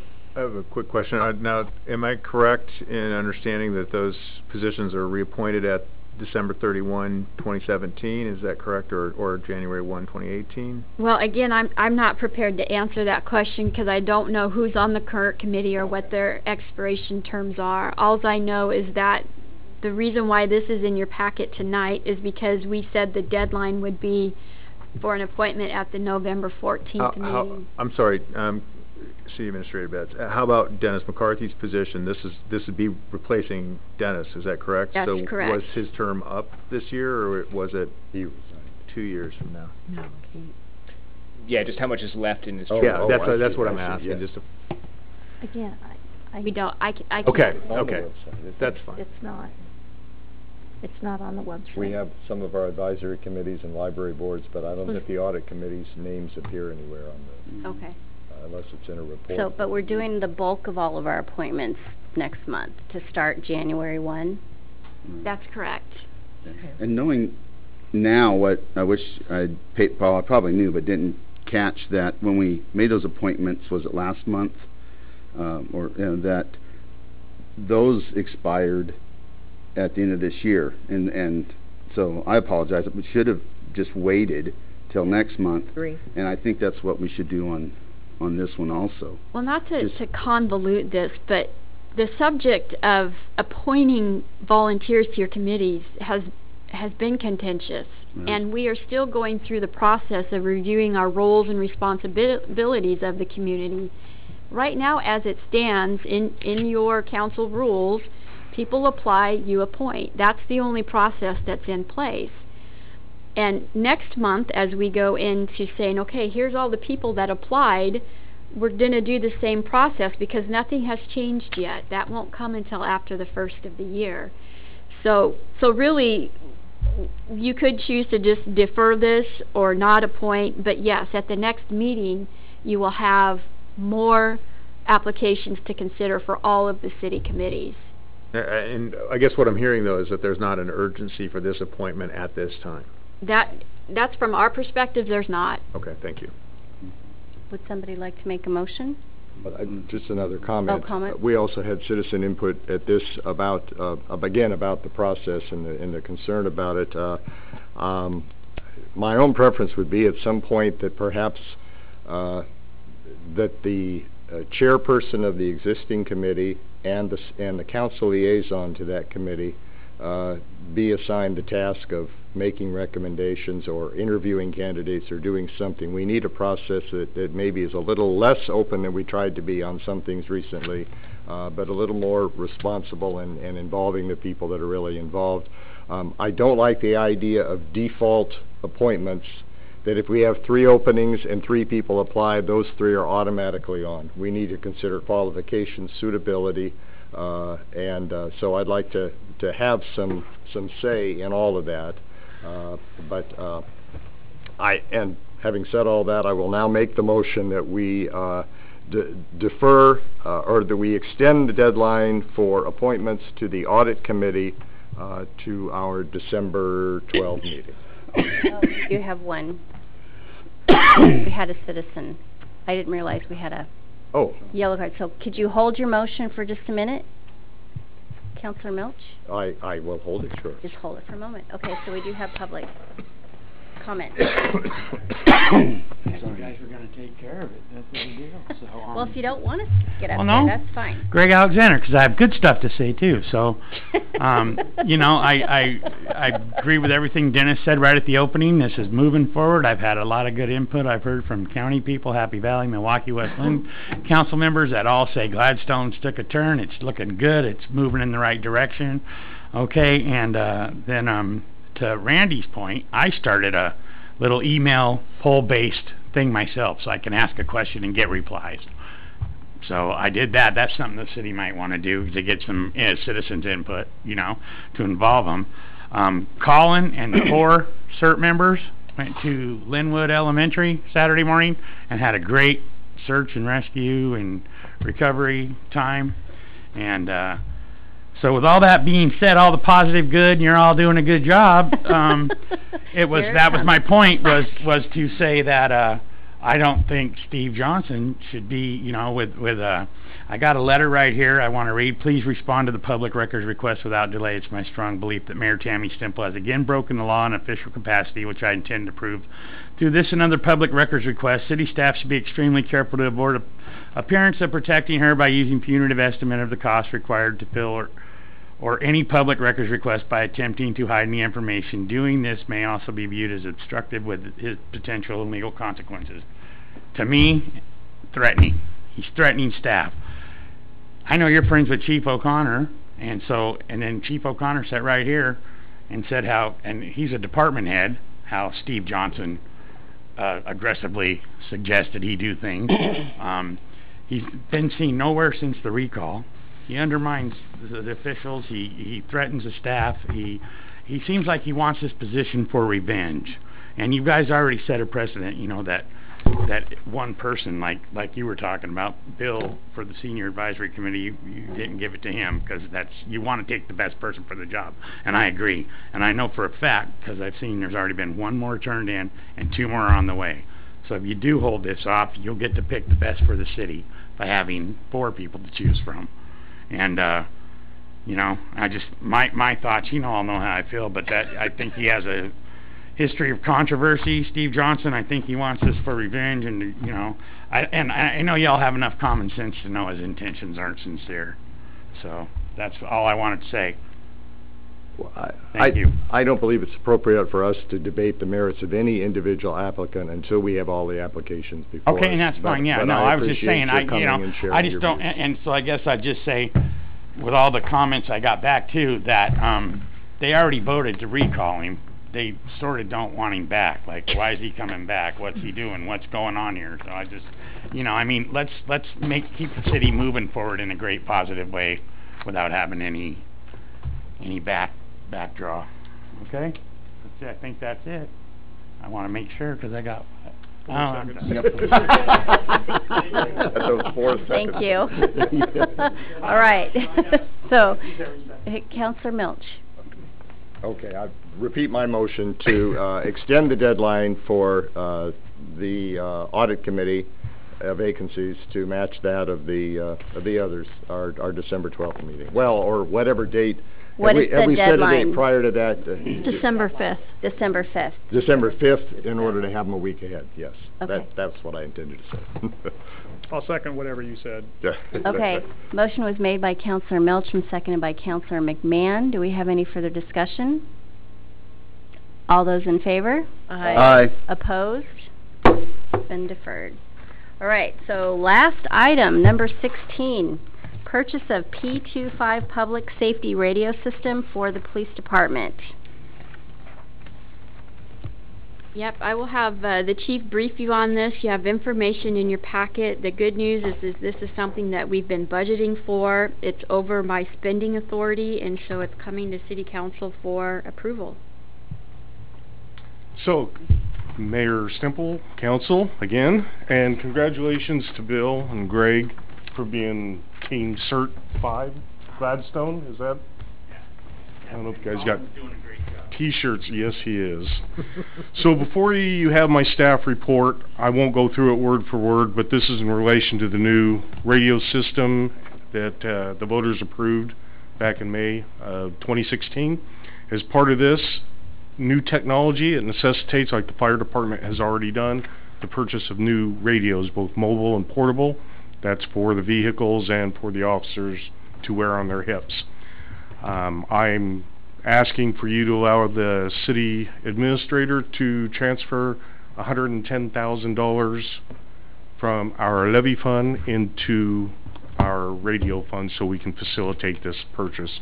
There's no fund increase, tax increase. These are realized savings that we recognized a couple of years ago that we were going to have this expenditure, and rather than budget and ask for additional monies, we realized this ability to purchase it through the levy funds, through existing savings. So that's what we are asking for. Fiscally responsible. Fiscally responsible. All right, any questions? One curiosity question. It's not fiscal related. Been reading a lot about electromagnetic pulses. What steps, if any, that we have or any other agencies taken to protect electronics? I don't know that there is any system, depending on the size of the Aluminum foil hats. the aluminum foil hats. Yeah, there's nothing. Yeah, I think that's something that we're probably going to experience at some point in our history, whether those are sophisticated or technologically advanced type of attacks, or whether they're just crude, rude systems that disrupt temporarily in small geographical areas. Who's to say? And speaking to the technology and the ability for a system like this to protect against that, I don't know. All right, do we have any questions? Would someone like to make a motion? I'd like to make a motion we approve the purchase of the portable and mobile radios necessary to operate with the new C800 radio system. And I do believe you probably want me to put in there that the $110,000 cost is covered by the existing police levy fund monies, and there is no increase to the existing budget or to taxes. I'll second. Motion was made by Councilor McMahon and seconded by Councilor Tracy. Any further discussion? All those in favor? Aye. Opposed? You have some new radios. Thank you. All right, so next is business carried forward. as we go through the meetings, I sit and make notes of all these things that I can't wait to update you guys on, and then we get in these bewitching hours where it's like, are we tired, or do I press on and talk to you about things? And I think really what I want to let you know is that staff's doing a phenomenal job, and we are getting some of these projects off our plate and moving forward. And at the next work session, we're going to have some thoughtful discussions about project manager for civic buildings. We're going to revisit the council rules, talk about boards, committees, and commissions. And I think I can also bring the TSP second reading back to you on the 28th.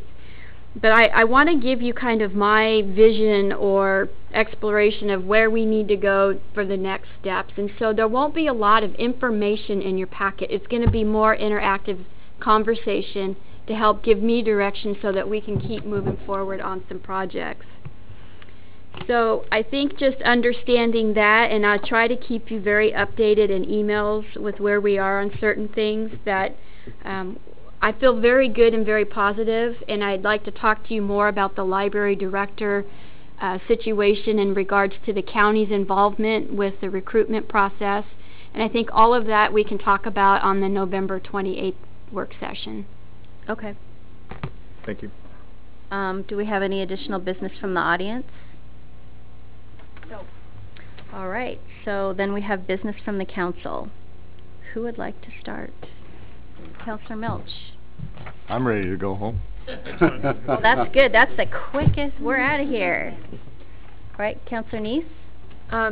No, I'm like, Councilor Tracy? Just in respect to the hour, NCCWC, we did meet a couple weeks ago. We had a work session. We're going to carry it over to the next quarterly meeting. It was very positive. Everybody really respects Gladstone's position being 1 out of the 7 votes.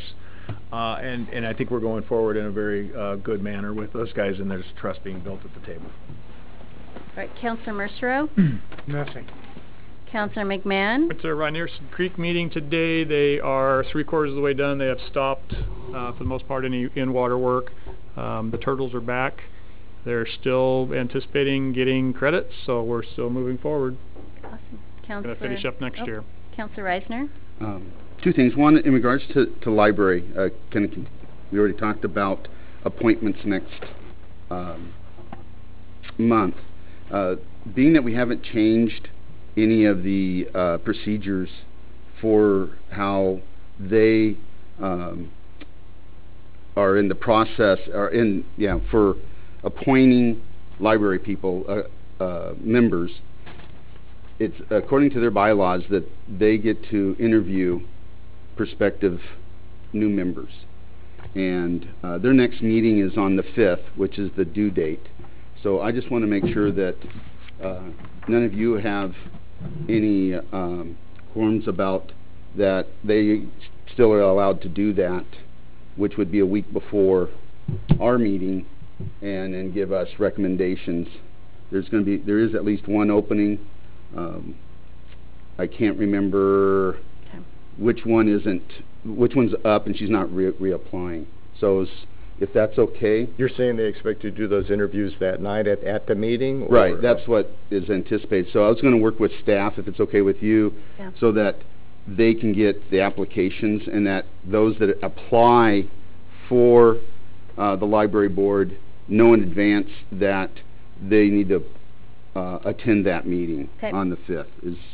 Yeah, work with staff on that one. Okay. And then one last thing. Well, I'm kind of talking, to the choir, but I've got, thank you, 3 members of the audience here that most of you already know a lot of this, but so I don't miss something, I wrote it out.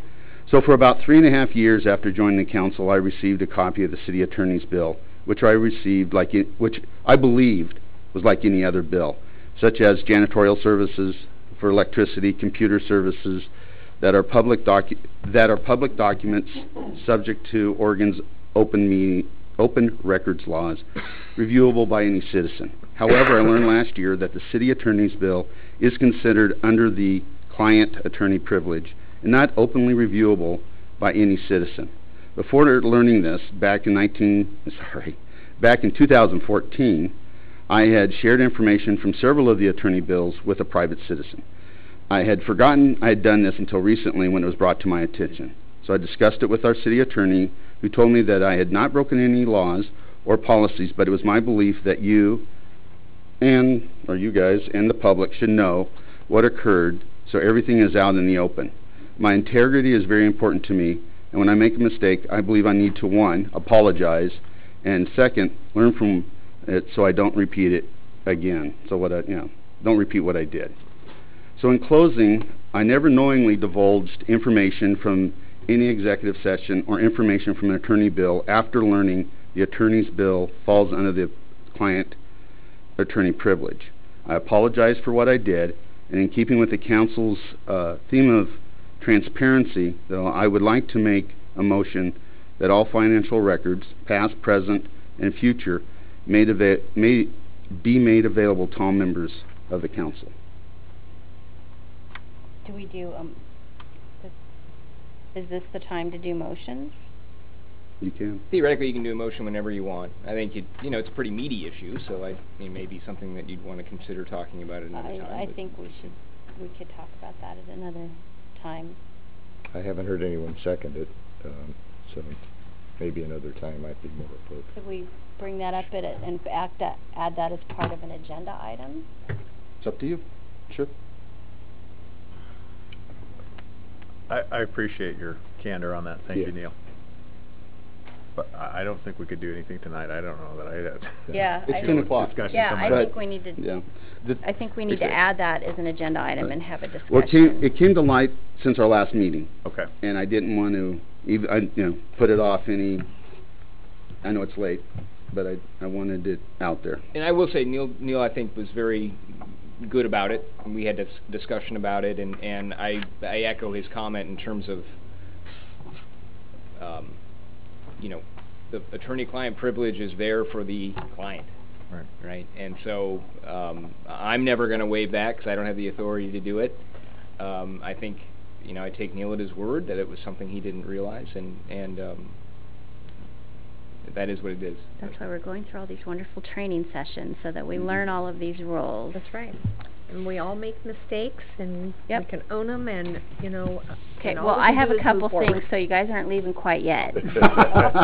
My turn. We confessing to. Yes. So first off, Stu Evans, who was a wonderful principal of Gladstone High School, just passed away. So I wanted to let everybody know. His memorial service is Thursday. So it's very, very sad. Long fight with cancer. So the sad thing's done. Now we go to the happy thing. Halloween was awesome. Thank you everybody that participated. It was great, and I don't hear anything negative, only positives, and how staff, departments are going to ramp it up next year. We're going to make it even bigger. Want to thank Austin Heckert, Councilor Milch's grandson, for taking on the holiday tree as the Eagle Scout project. It's awesome. He's pulling out, I've driven by that so many times. Police officer actually followed me because he thought I was stalking somebody. Yeah, I'm so excited. So you'll keep us posted. Just for clarification, you're talking about, the suggestion was made last year that the Puderbaugh Memorial Garden, which is next to the senior center, which was nearby where we had a cut Christmas tree last year, be used as the site of a permanent holiday celebration tree that could be used throughout the year. And the Celebrate Gladstone committee was, had made the suggestion, and my grandson was looking for a project, and he was in consultation with the Parks Department, with the Senior Center, and with Tammy in her capacity as chairperson of Celebrate Gladstone, and they were supportive of his taking on this project. Prior to adopting the rules tonight that say you can't remove a tree, he removed an existing tree with guidance from Colin Black, and hopefully this weekend we will be replacing that with a living Colorado blue spruce, from which we can hang lights during the winter holiday season. We can hang Valentine's at Valentine's Day. We can have flags on Flag Day. It can be the source, the centerpiece for community celebrations throughout the year. And the first one will be December 1st at 7 o'clock at the Senior Center, which will be our holiday tree lighting ceremony, and we will be collecting toys and food for the Toy and Food Drive and money for the Shop with a Cop program. So there you go, December 1st, put it on your calendar. And I'll put it in next door Gladstone. Also, I just wanted to thank staff, council, planning, parks, no one's here, for participating in the land use planning workshops. It was great. It's the tools that we need to make the right decisions. Thank you very much. It was very long, 2 nights, but it was so well worth it. That's all I have. Anybody want to make a motion to adjourn? I move that we adjourn. Do we have a second? Nobody wants to second that one? Get that. Motion was made by Councilor Reisinger, seconded by Councilor Milch. Any further discussion?